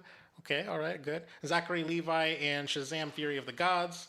As well as a first look at Dwayne Johnson in Black Adam as the oft-delayed The Flash with Ezra Miller, Michael Keaton, and Ben Affleck. Ben Affleck's confirmed? Oh, I didn't even know. They've been confirmed Ben Affleck. I thought it was like they were going to do... I thought they were trying to retcon Ben Affleck out to like... For Michael Keaton? Not for Michael Keaton, but to like recast him. Oh. I thought they were going to do that where he comes back from time traveling and then it's a different Batman. It's a different Bruce Wayne. Oh, yeah. Nah, I mean, they confirmed Ben Affleck before they confirmed Michael Keaton. On the heels of the Suicide Squad, HBO Max will unveil an exclusive look at Peacemaker, a TV series centering around the anti-hero portrayed by John Cena. Also on the television front, viewers will get a preview of the new season of Batwoman, The Flash, Superman and Lois, and Sweet Tooth, plus a farewell tribute to Supergirl as it approaches its 6th and final season. The Warner Brothers Television is also preparing a first look at the new drama Naomi, an upcoming episode of DC's Stargirl. And an upcoming. Okay. Warner Brothers Animation will showcase Aquaman, King of Atlantis, the adult animated series Harley Quinn. I heard good things about that one. And the new show Batman Caped Crusader. Other animated titles coming to DC Fandome include 2 original films, Injustice, featuring Superman and the rest of the Justice League, as well as a heist movie called Catwoman Hunted. Oh, I want to see that so bad. The gaming portion of the event will feature new reveals for Gotham Knights and Suicide Squad Kill the Justice League. Man. This is gonna be crazy, bro. For DC, publishing comic book readers will get a taste of the 3 new Wonder Woman books, as well as new details about the universe-spanning Batman and Fortnite crossover. Damn, Fortnite up in this bitch too. Sheesh. Damn, DC Fandome got the ish, man. So they going ham.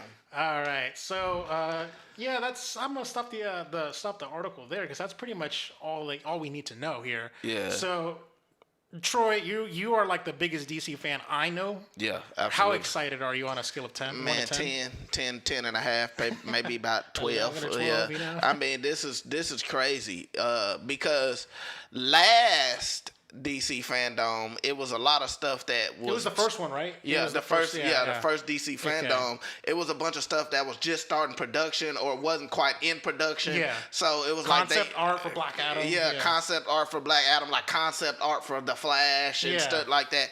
But now this is shit that's in production. So a lot of this stuff we're going to see that we didn't get to see. And I'm telling you, we better see some shit from The Rock and Black Adam. Not some concept art bullshit. Yeah, don't give me no concept art bullshit. Y'all been filming for a long ass time now. This movie has been in production for like a decade. Like, don't come with no damn, you know what I'm saying? Like, give me some footage. It don't necessarily got to be a trailer, but give me some type of footage to get me excited for this. You know what I'm saying? And it's crazy because a lot of this stuff that we're getting, we got nothing else since the last DC Fandome. Like, the Batman trailer blew my mind. It was amazing. We got nothing else since then. The Gotham Knights That's the new video game, right? Yeah. Gotham Knights. Yeah, they showed us at DC Fandome. Yeah, they showed DC Fandome badass footage and like gameplay and all that. Oh yeah. Nothing else since then. Yeah. Like same with Kill the Justice League. Kill the Justice League. It was a CGI. So dope ass CG trailer, but it Yeah. was cool because that movie is far out. I mean, that video game is far out, so it was like okay. But again, nothing since then. So since you're coming and making us wait a whole nother year just to get something else, bring it. You know what I'm saying? Show me something for Gotham Knights to get me going nuts because we ain't got nothing since then. Show me something from the Rock movie since we got nothing last time. Hopefully they can give us something from the Flash. I don't know because they literally kind of barely just started that. They've been filming for a while. They've been filming for a little while, yeah. So they should have something for that too. But yeah, man, I'm excited. And the lineup is crazy that they got. Like the lineup, I'm super excited about. Even the animated shit. Yeah. Injustice, like that shit's fucking crazy. And I actually want to see this Catwoman Hunted. The Catwoman Hunted only because it reminds me of this episode on Batman the animated series. Is like I think it's called like I forgot what it's called, Colt and the Cat or something. Something about that just reminds me of that. So I want to see that. That was one of my favorite episodes. What the hell? The article. I just read this part of the article. On the same day, DC Kids Fandome. An experience aimed at young superhero buffs will launch its own website. The family-friendly event will offer sneak peeks at the upcoming DC animated adventures like Batwheels, DC Superhero Girls, and Teen Titans Go. I don't really care about that. That's for the kitty babies. But the Teen Titans, yeah. One thing I am a bit disappointed in when I hear this lineup is that I was hoping they had something else on my boy Static Shock. One of the things that came out last DC Fandome and that had me most excited was they announced that Static Shock is gonna have a new comic run and they're potentially doing like a movie and all of this stuff on Static Shock. I grew up on Static Shock and I was just super excited about that. And so far, we heard nothing else about Static Shock since then, other than I think they did start their comic book run or whatever. But I was hoping something about Static Shock would be revealed, some kind of update. I heard Michael B. Jordan was involved in terms of producing, and so I was just wishing we could have got more on that. But other than that, man, this lineup looks stupid crazy. Yeah, that's true. I agree. And we'll go ahead.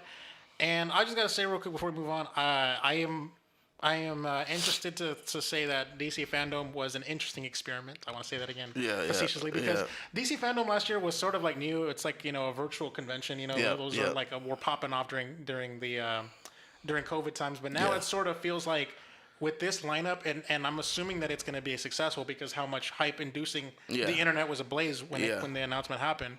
I'm assuming that this is going to be like one of like their DC's traditional way to like stop paying to go to Comic-Con. Comic-Con, yeah. You know what I mean? think so.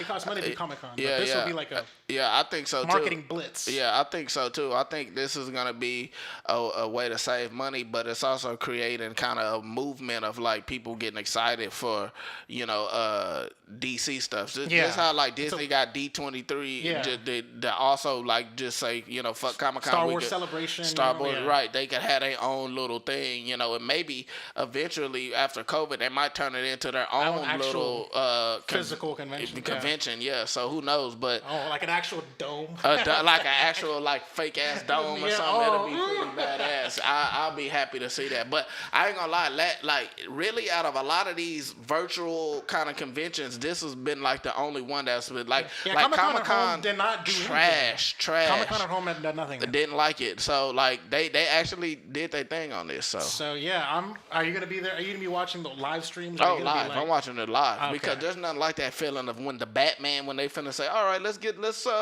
have a look at the Batman. I'm gonna lose my shit. You know what I'm saying? Watching that live with it, I can't wait. Oh man, I don't know, man. Like I don't know. I may be working that day. I can't remember what my vacation is, but I wanted to say that. If I cannot watch it live, I will. But like, I might be a bitch and just go straight to the trailer when it gets broken out. I mean, it don't really matter because they're gonna be dropping the trailer's gonna be dropping on YouTube. Minutes. So, all right, we'll go ahead and move on to the extra news here, and there are 13 items on the list. Number 1, Marvel tweeted, "Happy birthday to Keanu Reeves." Number 2, The Accountant 2 is happening. Number 3, Paramount delayed Top Gun 2 and Mission Impossible 7 to May 27th, 2022 and September 30th, 2022, respectively. Number 4, Paramount also delayed Jackass Forever from October to February 4th, 2022. Number 5, Sony delayed Ghostbusters Afterlife 1 week to November 19th to take advantage of the IMAX screens left vacant from Top Gun 2's delay. Number 6, Shazam! Fury of the Gods has officially wrapped filming, and it's still scheduled for a June 2023 release. What the?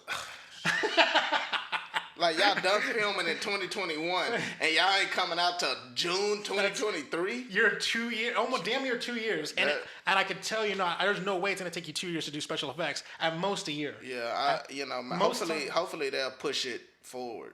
Like, hopefully. That shit crazy. Maybe they're trying to just get the hell away from COVID as much as they can. Who knows? But. Yeah, but I just got to say real quick, though, DC Fandome next year will be hot with Shazam! Fury of the Gods. That film will be filmed, like finished filming, and they can show anything they want. And the thing is, I was just about to say, well, damn, if they finish, they better show something for there's some trailer or something. Yeah, but now they probably like, we gotta wait because this ain't coming out for 2 more years. They probably ain't gonna have nothing really for. Well, like I'd imagine that whatever they showed us now in October for Fandome this year would be like talking scenes, non-special effects scenes. Right. And then next year they're gonna show the CGI scenes. Badass shit. Yeah. So like I said, but that's kind of funny that they actually film.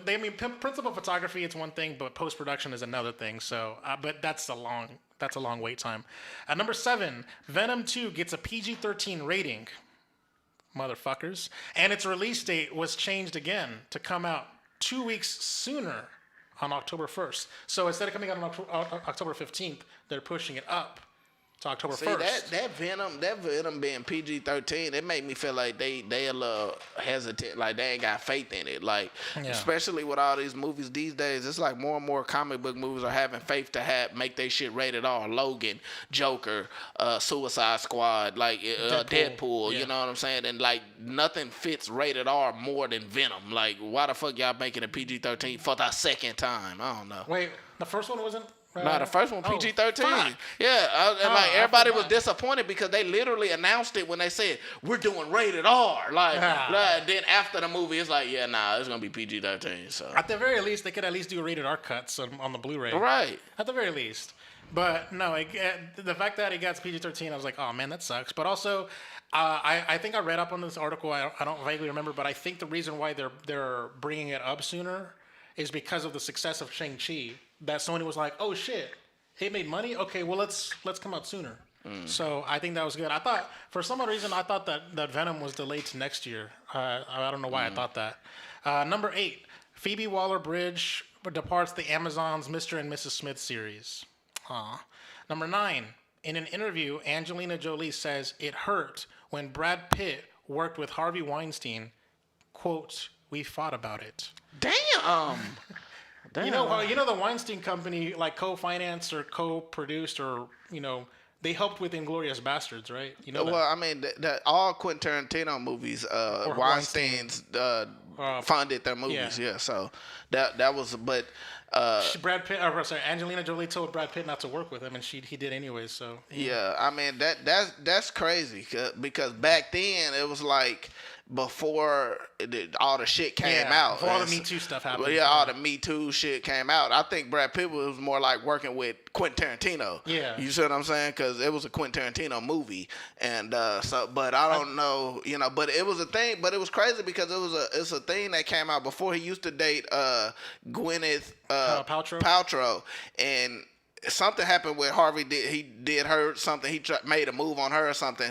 And it was documented that how Brad Pitt actually defended her and said, if you ever do something to my girlfriend again, I'm going to beat your ass or something of that effect. Like he actually stood up for his girl in that situation. So it's kind of funny to hear that maybe like a few years later or 10 years later that his wife at that time, Angelina Jolie, was like, oh, don't work with him. So it's, it's weird. But that was, I mean, again, that's hard because that was before all the shit came out and all that. So who knows, So apparently, like, I read the article, and it was talking about like how in the 90s he made a pass on her or whatever. It was very aggressive, and apparently Angelina Jolie wanted to distance herself completely from the him. Weinstein, like altogether, Yeah. and was telling all her friends not to work with him. And like, yeah. so she in the background was trying to like cancel him, but like do it subtly, without publicly like shaming or whatever. Right. So, but yeah. Number 10, Dune dazzles at the Venice world premiere with Timothée Chalamet in a sparkly suit and a 6-minute standing ovation.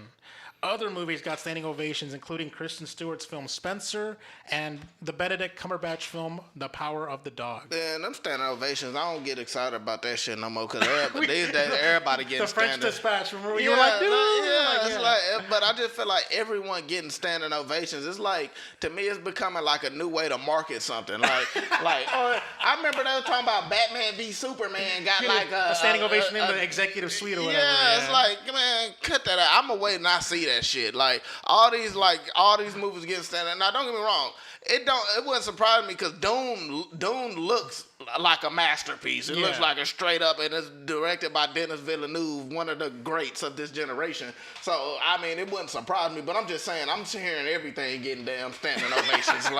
I'm like, come on, bro. Like, so next thing you know, they're gonna be saying Clifford got a standing ovation. Like, so I don't know. That's not gonna hype me up. They're not gonna get me with that one. They're getting you with okie doke and stuff. Yeah, like they're trying to okie doke you, boy.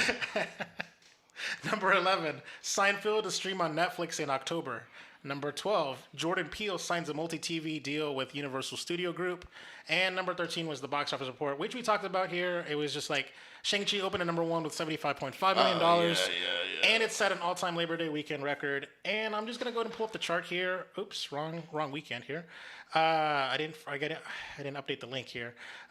So yeah, Candyman made $10 million in number 2. It had a 53% drop. Free Guy also had another 32% drop, made $8 million. It's closing in on the $100 million mark for the franchise, or for the box office all total. But yeah, I just see Jungle Cruise making 105 total gross and Paw Patrol at number 5.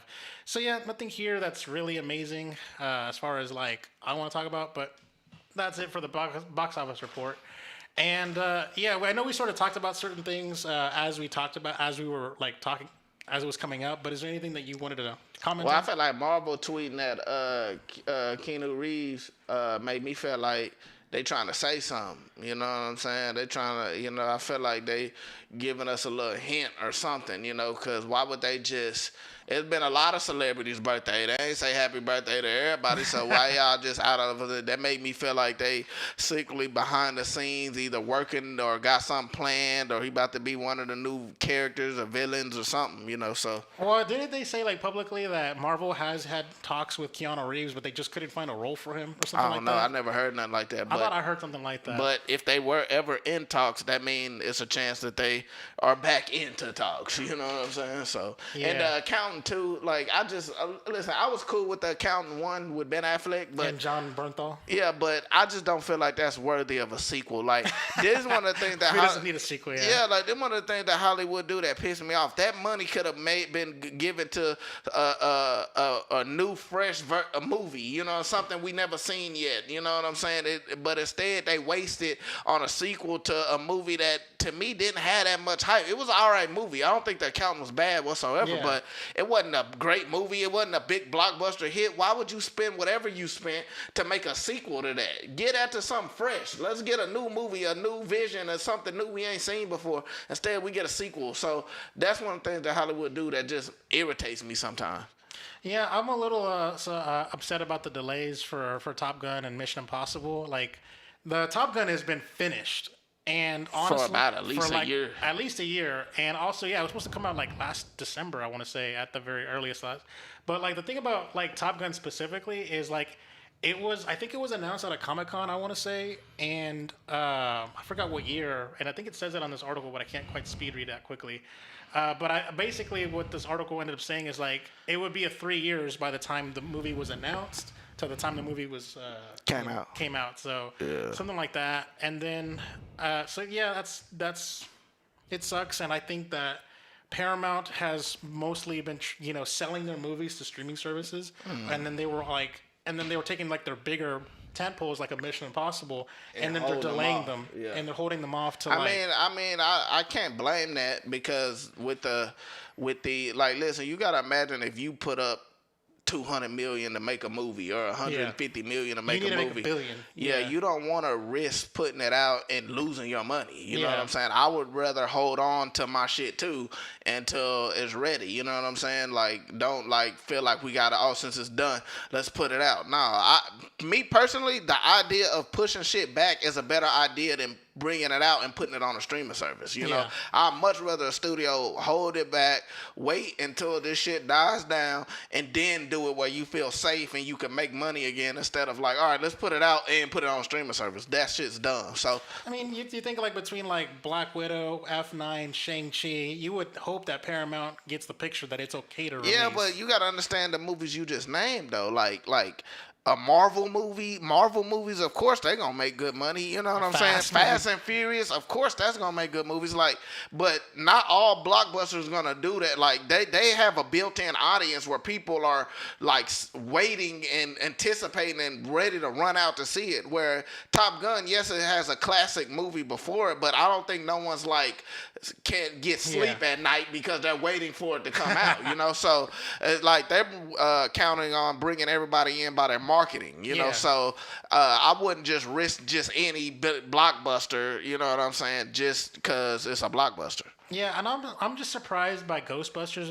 Why I don't know why you would want to delay a week from November 11th to the 19th. Yeah. I think it's really weird because you vacate spots for like IMAX screens, but at the same time, why don't you just have the IMAX screens on November 11th? I don't understand what the issue was. Yeah, me either. So I'm not a fan with that delay either, especially because the November 11th was my birthday weekend, so I'm not going to be watching Ghostbusters during my birthday, so that sucks. Yeah. But yeah, that's pretty much all I want to say. Oh yeah, and there was a couple of stories that I didn't get to make the cut, but one of the stories that I remember off the top of my head was that, and this was not a movie story, but apparently Joe Rogan had gotten COVID. So I saw that story during research, but but anyways, we'll go ahead and kick things off to check this out.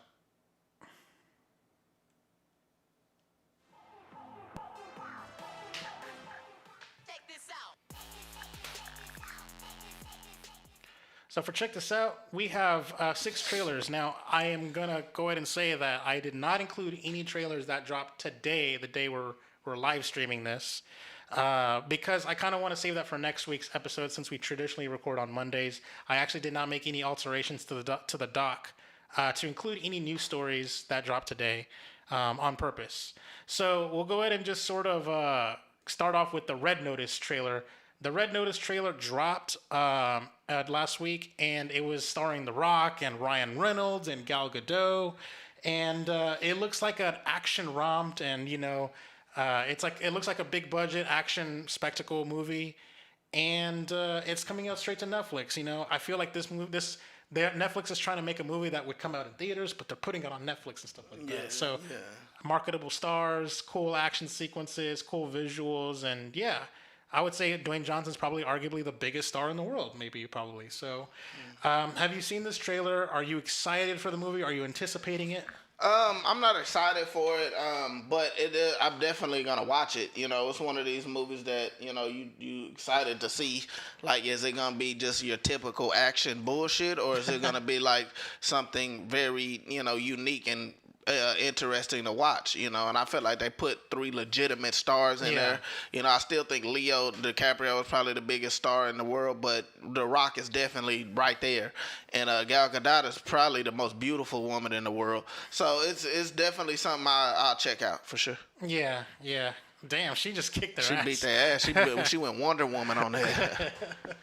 So, of course, as normal, and check this out. All the links will be in the description when I update it. Sorry, you guys on YouTube, I'm not able to update the description, so I wouldn't. Oh, and 2 DC characters, I might add. That's right. That is true. Black Adam and Wonder Woman. and Marvel character. Oh yeah, and Deadpool. Yeah. But yeah, this movie kind of looks like the action movies of like the early 2000s. I want to say, like it feels like it I see reminds me that. of a bunch of like movies from like Gone in 60 Seconds, kind of sort of speaking. Yeah. I don't know. It's hard. I see that. I see that. So we've been like a lot of movies get greenlit on branding, on like the IP, and not on star power. And this Yeah. is That's so like good. they went back to like the star power to Yeah. try to yeah. So, anyways, we'll go ahead and move it on here to the next trailer. By the way, Red Notice. Let me pull up the trailer here. It says on the description here. It comes out on November 12th on Netflix. Next up is Belfast, and Belfast is a black and white movie starring like Judi Dench among others, which I can't even if the names were too fast. But Jamie Dornan. I don't know a bunch of these names, but there's. It's a black and white movie set in the 1960s, and it comes How out come on that got color then? What the hell? it comes out on November 12th, and you'll see why. There you go. See, most of the movie looks like this in the trailer. And by the way, black and white movies they don't happen as much. And you almost kind of forget that there's making a black and white movie is a different art out of itself because lighting is different. But yeah, so it looks like a drama. Some of the camera angles are very weird. Like the cinematography is weird. Like there's like a shot where like the camera is pointed directly facing the actors, like as if the actor is talking to the camera, but the actor is actually talking to like another character that they're looking at. See, like this kind of shot right here. Yeah. So I there's, love like, it. It's really weird. I kind of feels like they're just sort of playing around with cinematography more than I mean that's for something you have to see because a lot of times cinematography depends on the movie, like the point they're trying to get across in the movie. So like something like that you wouldn't be able to tell until you see it. But me, I personally love it because I think that's what filmmaking is about. You're supposed to get shit that you won't want to see the same imagery over and over. You want to see unique imagery that like stands out and be different. Also, it's a new technology out where you could like supposedly put cameras right in the face. They use it in Suicide Squad. I think Suicide Squad was one of the first movies they used it in, and like it could easily put the camera right in someone's face and then move it like right here in their face where you couldn't do that at first. So that might be something they're using in this. Who knows? But I I doubt it because they don't have the budget for this. This movie doesn't look like a high budget movie. But go on. Regardless, it looks fantastic to me. Like I like fresh ideas and fresh new looks. So it says the synopsis reads: a boy grows up during the tumultuous 1960s. That's a very basic synopsis. Yeah. Doesn't give us a lot to work with, but the trailer looks like a drama. So it almost kind of reminds me of a musical at times in the way it's shot, to tell you the truth. But anyways, next up is Moonfall, which I saw this trailer for the first time in theaters when I was watching the Shang Chi. And Me too. Yeah, I did too. and it's a Roland Emmerich movie. It stars Halle Berry among other big name stars like Michael Pena. And the synopsis reads: in Moonfall, a mysterious force knocks the moon from its orbit around the Earth, and it sends it hurtling on a collision course with life as we know it. With mere weeks before impact and the world on the brink of annihilation, NASA executive and former astronaut Jo Fowler is convinced she has the key to saving us all. So I'm going to stop the synopsis right there because this synopsis actually goes on for a long time. But that's all we need to know. It's an action, like it's a Roland Emmerich movie. He made like 2012. He made Independence Day. He makes things go boom, kind of like Michael Bay. But yeah, actually kind of like Michael Bay. So yeah, this trailer is lots of destruction, lots of wanton like CGI destruction. Yeah, it looks awful. The Day After Tomorrow, kind of. Yeah. Yeah, it looks awful, man. The Really? the CGI looks so fake. And maybe again, it's a trailer, so maybe they'll Polish it up. But like it looks terrible based off what I've seen. And I'm not a fan of Emmerich. His movies, Really? Yeah, his movies aren't good to me. The Day After Tomorrow. The Day After Tomorrow was probably one of his better ones, but even that movie, if you go back and watch it, it's not as good as you remember it. But 2012, terrible movie. The only good one was Independence Day 1. Independence Day 1 was a classic, and he did 2 too, right? I don't know, to tell you the truth. He might have. If he did, 2 was an atrocious, like awful movie. So I don't know. I'm not excited for it. So who knows? I might see it and I like it, but to me it looks bad. I kind of like Roland Emmerich movies because I'm a bitch and I like to like turn my brain off and watch movies that are kind of trash sometimes. As long as I have a bucket of popcorn in front of me on the big screen, then I'll be happy. So I'm sort of looking forward to it. I'm not like dying to go see it, but I like spectacle. Sometimes I like spectacle for spectacle's sake, to tell you the truth. So. And real quick, don't it look like what's the name from Abomination? Don't he kind of look like Jeepers Creepers? Like where? He gave me Jeepers Creepers vibes. Oh shit, he does look. Abomination they, does look like Jeepers They Creepers. completely changed his design from like how he looked in the Hulk. Like now he looked like Jeepers Creepers. Just side note, I just seen that. And also, they wanted to be more comics accurate because he had fins. And in Marvel Phase 1, they didn't want to. They take those be accurate, because they didn't know that it was taking a risk, So they didn't have like Groot and Rocket Raccoon to prove that you can do weird shit. Yeah. So that's interesting stuff there. But we'll go ahead and move on to the next trailer. No Time to Die had its final trailer. I'm assuming that it is in fact going to come out on October 8th.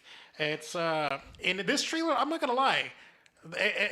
With how many trailers this movie has had, because this movie was scheduled to come out pre-COVID. Yeah. Like this trailer for me actually sort of hypes me up, but at the same time, with how much they showed, I'm starting to think to myself, what if they showed like all the good shit? Because between every trailer they've been putting out, it seems like they're just sort of telling the story. Like you can almost see the whole movie if you've seen every trailer. Yeah. But I'm not gonna lie, they showed like some good like spectacle. I'm like falling for that. Yeah, this looks fantastic. I mean, I'm very excited for this movie. I'm a huge James Bond fan, and it looks like they're gonna bring it with this one. So I'm curious to see. But see, the thing that I'm excited about is like, it doesn't look like, if you watch the last one, Spectre, like they had a lot of action in the movie, and like when you watch it, the action scenes are good, and to me the movie wasn't that good. But when I see this movie, I see like emotion in it, and I see like great acting involved in it, and the action kind of complements that. So it makes me feel like I have a better feeling that this is gonna be a good movie. So this looks very fun. Yeah, Rami Malek as the villain, by the way. So. Yeah, this movie looks good. I'm actually, for the first time, I'm actually excited to watch the movie because, like, I don't know, I just sort of kind of like watch these Bond movies just to watch them, and now this one actually looks good. So, maybe if this movie actually is good, like not just like commercially, but like good like quality wise. Then I would say that this is a good way to end Daniel Craig's run as Bond on a high note. Like sometimes, like when you think about like. Pierce Brosnan, like his final Bond movie was Die Another Day. That movie was kind of trash, to tell you the truth. So I'm saying like you always want to sort of stick the landing and end on a high note. Yeah, I mean, I think he's due for a good one because if you notice how the James franchise been, it's like a good one, bad one, good one, bad one. You know, it's really been like that since, and the last one wasn't that great. So it's about time for a good one again. So if it continues the way it's been doing, this should be the good one that he's going out on. So exactly. This one is next one. Horror movie. The horror movie Malignant. And now I almost debated not putting this trailer on. Check this out, because this movie comes out this Friday. I think it's really weird that they put out a trailer 7 days before opening. They literally put it out a new trailer. And I don't really want to spend too much time about it because I'm not even really looking forward to it. We're going to talk about Malignant on new releases. So were you looking forward to this movie or not? Yeah, I'm looking forward to it just because it's James Wan. You know, I forgot it was him. James Wan is almost like probably like the king of horror directing. So that in itself got me excited to where I want to see it. And also, it does look, to me, it looks a bit like a scary premise. Like I don't know in terms of how good of a movie it's gonna be. Who knows? But I know James Wan is a solid director, and it looks kind of scary. So I'm actually on the opposite end on this one. Okay, fair enough. We'll talk about it on new releases, and let's see if you give it your pick of the week. Next up is, and this one, I debated deleting this one, but I didn't change the doc.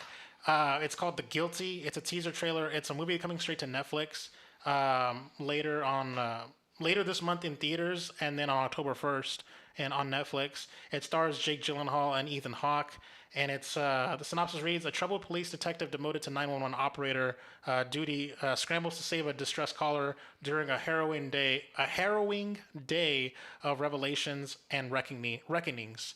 And this teaser trailer is just like a voice that you hear on the trailer, like later on, but it's just like voice of like him answering the call as a 911 operator, and then she's like kidnapped, and she's like she was like calling in front of her kidnapper while being subtle. Like he's like, does he know that you called 911? Like no, and all that stuff, and then she just sort of hangs up like very suddenly. So it's just voice, and we don't really hear it. I mean, we kind of sort of get the premise. And the actual real trailer dropped today, which we'll talk about it next week. But as far as this movie, have you heard of it? Have you seen this teaser trailer? Are you? Forget about this. Let's talk about Spider-Man: Far From Home. Like, nah, I'm just kidding. Nah, I haven't heard about this one. I don't care. Okay, all right. Well, we'll actually, I'll show you the trailer for the real trailer next week, and it sort of reminds me of that Halle Berry movie when she was the 911 operator. Oh, that movie was bad. But take that movie and combine it with like Jake Gyllenhaal's most intense movies like Nightcrawler. Just sort of mash them together. You can kind of get that tone. So, just saying.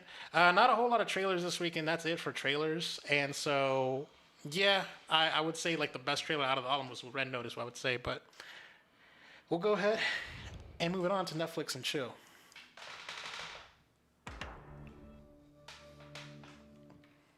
All right, so for Netflix and chill, we got the charts and we got Netflix or streaming recommendations.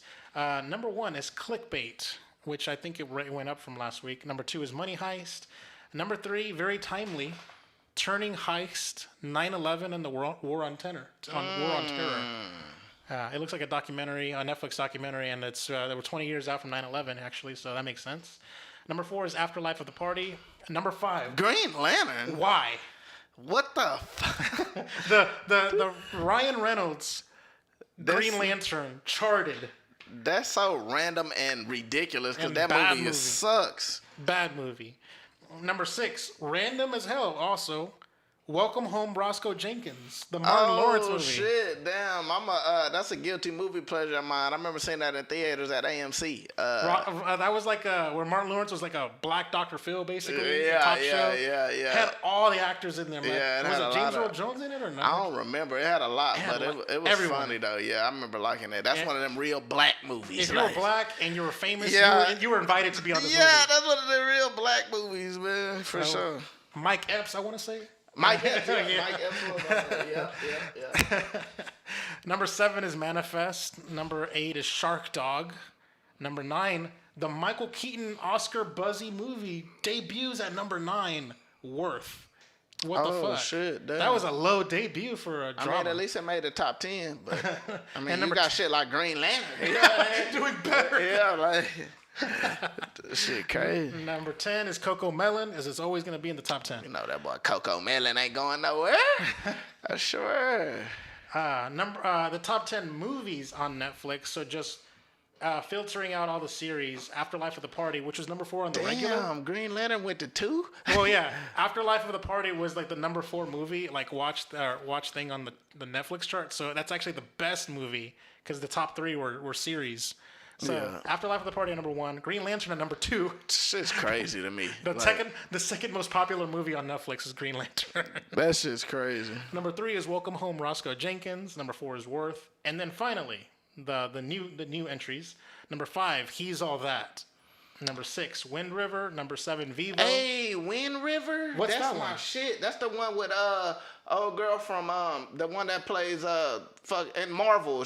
Both of them from Marvel. Hawkeye and Scarlet Witch. And they're like, it's like a drama and it's like a mystery drama. Holy shit! This movie came out 2017. Fucking Jeremy Renner. Yeah, hell yeah. And Elizabeth Olsen, like that Holy motherfucker, shit. bro. It reminds me of like it's some dark shit, bro. Like mystery, dark drama, bro. That shit fucking good, I'm gonna man. put the image of the poster. It reminds me of a modern day Fargo. Like if you ever seen Fargo, it's like a modern day Fargo. It's fucking good. Nothing is harder to track than the truth. Oh wow. Sheesh, man. There's I'm seeing like some screenshots and stuff like that.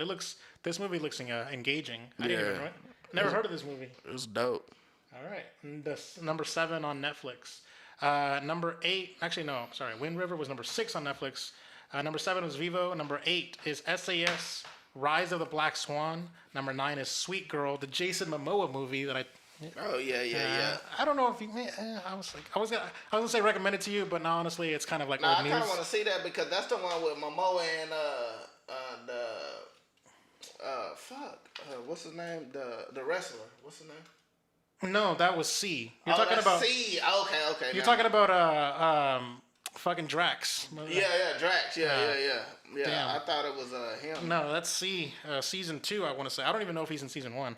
Number 10 is the Bruce Willis movie Tears of the Sun. There's a lot of old stuff that just sort of trends out of nowhere, by the way. Between sure. Green Lantern, Welcome Home, and Tears of the Sun. Randomly. Wind River, like... Yeah, I mean, Wind River, that's good. Like, I don't know why that out of nowhere is done, because that movie came out like 4 years ago, but it's still fucking good. All right. So the top 10 on iTunes is number 1 is The Hitman's Wife's Bodyguard. Number 2 is Jungle Cruise. Number 3 is The Boss Baby Family Business. Number 4 is Wrath of God. Number 5 is No Man of God. Oh, sorry. Why did I say Wrath of God? Number 4 is Wrath of Man. Yeah. Number 5 is No Man of God. I mean, I sort of read those two together. No Man of God, by the way, is the Elijah Wood movie with the fucking serial killer, Ted Bundy. It's a Ted Bundy movie. Yeah. I didn't see that, actually. Number 6 is A Quiet Place Part 2. Number 7 is Snake Eyes G.I. Joe Origins. Number 8 is 12 Mighty Orphans. Number 9 is Spider-Man Far From Home. And number 10 is Black Widow. Hey, they got the Marvel movies at the bottom of that. I ain't gonna cap, man. See, stuff like Spider-Man, it makes sense. I've been seeing, since the trailer came out, I've been seeing Spider-Man on TV. I've been seeing Spider-Man playing everywhere. So it makes sense why that Spider-Man gonna be in the top 10. And yeah, I think it was like at number 3 or 4 More than last Green week. Lantern being in anything. The top 10 movies on Amazon Prime. Number 1 is Don't Breathe 2. Number 2 is Jungle Cruise. Number 3 is Stillwater. Ooh, that's a good one. I like Stillwater a lot. Number 4 is F9, The Fast Saga. Number 5 is Respect. Number 6 is A Quiet Place Part 2. Number 7 is The Green Knight. Number 8 is Snake Eyes, G.I. Joe Origins. Number 9 is Black Widow. And the number 10 spot is The Hitman's Wife's Bodyguard. That's Stillwater. I like how that's up there in the top 5 over all this other bullshit like the Fast and Furious. And, you know what I'm saying? I like Quiet Place Part 2, though. That's my shit. Don't Breathe 2, though, at number 1, man. I thought that movie was trash. It was, but like somehow. But I mean, that's really good, though. The fact that Don't Breathe, made that kind of money, because I always felt like the first one was underrated. So it's good to see, even though the second one ain't good, at least it's getting buzz now as a franchise. Yeah. My recommendation for the week is a movie that you can find on Amazon Prime, and I forgot to put it on the doc here where you can find it. I don't know why I put the year it came out. So let me delete that. I don't ever do that. So 500 Days of Summer is a movie. Such a good movie. From 2009, and it's on Amazon Prime right now. It stars Joseph Gordon-Levitt and what's the new girl's name? Zooey Deschanel. Fuck. Yeah. I was trying to remember like the show The New Girl. Zooey Deschanel before she was the new girl, and she sort of plays like the manic pixie dream girl stereotype very well. And the movie's from taking place from Joseph Gordon-Levitt's perspective. The reason why it's called 500 Days of Summer is because Summer is Zooey Deschanel's character's name. And so you kind of sort of see like a love story like blossoming where like Joseph Gordon-Levitt is in his feelings and he's like falling in love and he's like, and it's like the movie is told in this really weird chronology where it's not taking place in like chronological order. It just sort of jumps around in the timeline. Between like the breakups and getting back together and meeting each other. And my favorite part of the movie, and I'm going to spoil it, but my favorite part of the movie was whenever he first falls in love with Zooey Deschanel.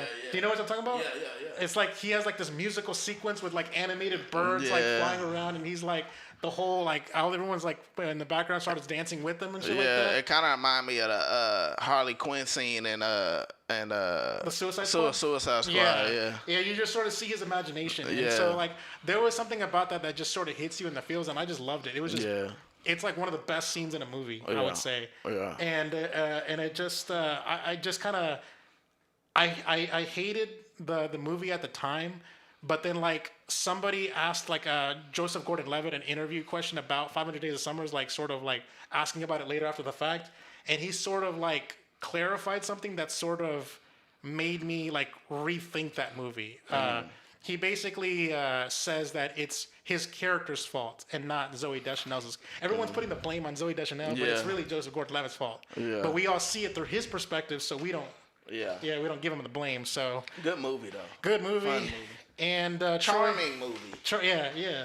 Troy, you've been on a streak where you haven't been having a recommendation. Please tell me you thought of Let's something. not continue. No, I'm just playing. I actually got two. I'm only do one, but I'll probably do Doctor Sleep next week from HBO Max. But this week I'm gonna do Ford v Ferrari. Where can you find that? On HBO Max. Okay. And that movie stars Matt Damon and Christian Bale, and it's about how Ford desperately wanted to beat Ferrari because Ferrari shitted on him. Yeah. And so in the big race, whatever the fuck it's called, Le Mans 66 or something like that, they wanted to build a car that can beat Ferrari, and they also needed a racer good enough to win the race, you know what I'm saying? That's where Christian Bale come in because he's the badass racer, and then Matt Damon, he used to be a racer too, but he's a coach now. Yeah. So they brought both of them on, and then it's like conflicted because they don't really they don't like Christian Bale's character, so they want someone else. And Matt Damon like, no, we need he the best, and blah blah blah.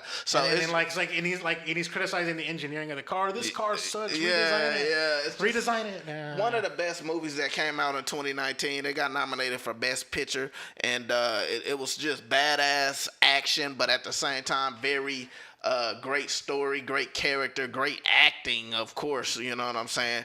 Great director. The same director that directed Logan did this. Yeah, man, just all around the board, it's funny scenes. It's just fantastic movie. It reminds me of movies of the 90s because it's like, these days, you either get big budget blockbusters or get very small movies that the in between movies is the mid budget movies. They kind of fading out. There's like that real classic mid budget movie, even though the budget actually kind of high, but it got that mid budget feel to it where it's not like they're trying to blow you out with scope, or it's not trying to art film you to death. It's like right in the middle somewhere. It's the best of both worlds. Yeah, that best of both worlds. It's just a fantastic movie. Star power and I seen it twice in theaters, and it's like, even seeing it again since I seen it in theaters, I just still love the movie the same. So it's I agree. I watched the movie in theaters, and it definitely has like a lot of like funny comedic moments, and it sort of got like a little thing for everyone. There is some spectacle in the movie, by the way. It got that. So it's got a little. It's.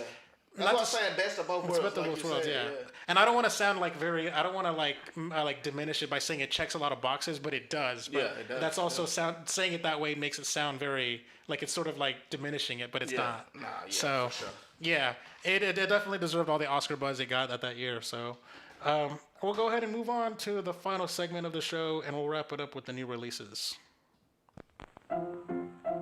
Let's all go to the lobby. Let's all go to the lobby. Let's all go to the lobby to get ourselves a treat. So for the new releases this week, we have 5 new releases here, and this is a very hard one for me for pick of the week, because I'm not particularly excited for any one thing. Damn. But we'll go ahead and move on. We'll go ahead and read these synopses, and we'll see what we pick here. Malignant comes out in theaters this Friday on September 10th in theaters. In the film, Madison is paralyzed by shocking visions of grisly murders, and her torment worsens as she discovers these waking dreams are in fact terrifying realities.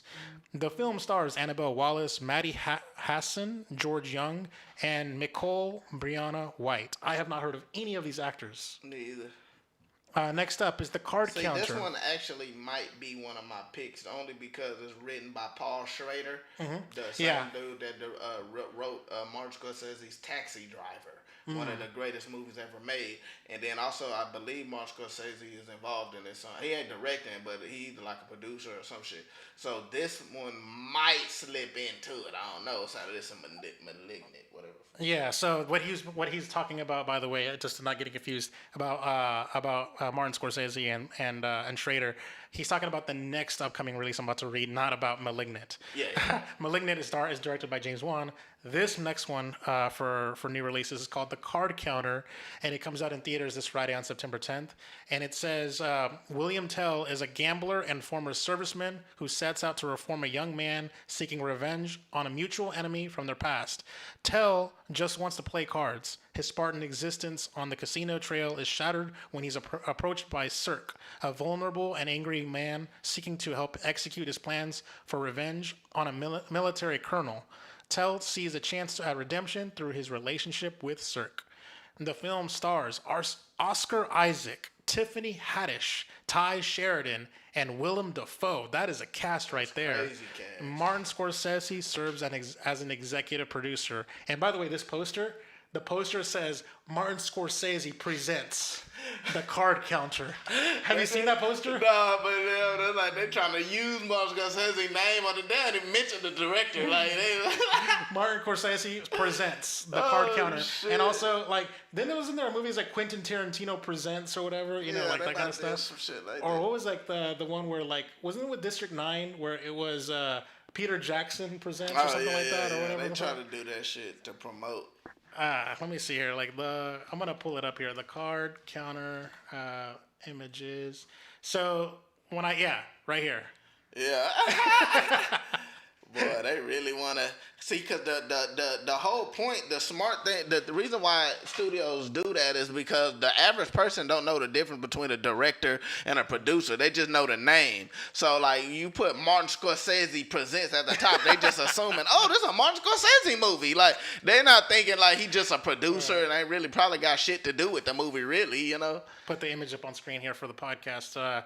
But yeah, it says it right there and presents, and then it also says right there, written and directed by Paul Schrader, right there on the bottom. Yes, sir. So, it's an interesting movie. I've never heard of this movie until doing the new releases. By the way, For I've real? never heard of this. Well, I ain't heard about it until this week, so. Yeah. So, yeah, I literally never heard about it until I was getting ready to pull the doc together. Next up is Queenpins, which is out in theaters this Friday. We talked about the Queenpins on Check This Out on a previous episode of the podcast when we talked about the trailer. A frustrated suburban housewife and her best friend hatch an illegal coupon club scheme that scams millions from corporations and delivers deals to legions of fellow coupon clippers. Hot on their trails is an unlikely duo, a hapless loss prevention officer and a determined U.S. postal inspector, both looking to end their criminal enterprise. The film stars Kristen Bell, Vince Vaughn, Paul Walter Hauser, Kirby Howell Baptiste, singer Bebe Rexha, Joel McHale, and Jack McBrayer. That is a good cast right there, by the way. I mean, Jack McBrayer, I haven't heard about him in a long time, but you don't know if you know who he was, but he was on this NBC show. But yeah, that one is, I've seen the trailer. I was very entertained by it. Surprisingly, Vince Vaughn isn't playing a comedic role. He's playing a serious. I mean, that doesn't surprise me because lately he been trying to kind of like go towards the serious because his career ain't booming like it used to be. So he's trying to kind of lean towards being a serious. Yeah, he can't make Wedding Crasher like movies at his age anymore. Right. So yeah. But yeah, this movie is a bit of a comedy, but his character isn't funny. Like on purpose. He's not meant to be. He's not. Yeah. So he's like, I'm a hard-nosed detective. I'm trying to hunt her down, and yeah. Next up is Small Engine Repair, out in theaters this Friday. The seemingly casual reunion of three old friends at an out-of-the-way repair shop masks a hidden agenda fueled by the arrival of a privileged young yuppie. The film stars John Bernthal, Shea Wingham, John Polono, Spencer House, Jordana Spiro, and James Badge-Dale. I haven't heard about him in a minute. He's been in TV a lot. Yeah. James Badge-Dale. But yeah, that's it for the movies theater stuff. And then out this Friday on Netflix is Kate. After she's irreversibly poisoned, a ruthless criminal operative has less than 24 hours to exact revenge on her enemies and in the process forms an unexpected bond with the daughter of one of her past victims. The film stars Mary Elizabeth Winstead, Miku Martineau, and Woody Harrelson. This movie reminds me of Crank but female. Oh, yeah. I was going to say, because she's poisoned and she's trying to, like, run. So, also there was a movie about, like, this one, like, a girl gets shocked or whatever we talked about the other on new releases a couple weeks ago. So it sort of has, like, those two movies sort of, like, melding together. This movie, I'm not even going to check out. I mean, this this looks like a. It's funny how you admitting it right after real. Like, I ain't even gonna waste my time with this shit. Yeah, but the trailer looked cool, but I'm not. This looks like a time waster, to tell you the truth. I'm not even gonna bother. How the trailer look cool, but it still look like a time waste? Yeah, it looks like an action movie. Like I've seen this movie before. Well, answer this. Are you gonna watch the Rock movie with Gal Gadot and Ryan Reynolds? Oh yeah. Well, what's the difference? That look like just an action movie. Like yeah, but it's got better stars. Superstars. It's got superstars and a bigger budget. Yeah, that makes sense. And a bigger budget, by the way.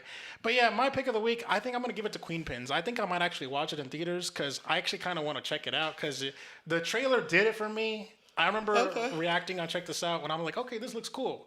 Okay. So, yeah, I think I might check out Queenpins. Probably more than likely. I may have impressions for you if I do watch it in theaters this weekend. I'm not really I never heard of Card Counters, so there's no marketing hype. I like the cast. I like the people behind it. But I've never heard of it, so Card Counter I'm not buzzing about. I'm not a fan of horror movies in general, so I'm not about Malignant. So yeah, I think by default, which is the worst one, by default the winner in my books is Queenpins. Yeah. So what's your winner? I think I'm gonna just go ahead and lean towards Malignant because unlike you, I love horror movies, and I felt like if this wasn't directed by James Wan, it'd just seem like another horror movie. You know. The trailer doesn't look bad, but it doesn't look, just like, oh my God, this groundbreakingly different. Like, you know what I'm saying? So, it's not like when Hereditary dropped. Hereditary, just like I knew just from looking at the trailer, it's a generational type of great horror movie. Midsummer or something. Yeah, or Midsummer, by the same director. But but James Wan directed it, so I'm gonna give it a chance. And what he was able to do with the whole Conjuring franchise, you just got to get in Saw and stuff like that. You got to get a guy, the shot. So I'm gonna look at Malignant. It looked interesting enough to me. If you watch it in theaters, would you give us some impressions next week? Yeah, absolutely. All right, cool. That's gonna be it for the show. It is time to end. Thank you so much for joining us for another episode of Ready Play Movies. Remember, you can reach the podcast by email at readyplaymovies@gmail.com or simply at readyplaymovies on Twitter. I'm on Twitter at Chakalaka88 and Troy. Bracy Troy 58. So don't forget to subscribe, give us a review, tell your friends about the show and all that good stuff. See you next time. I'm out.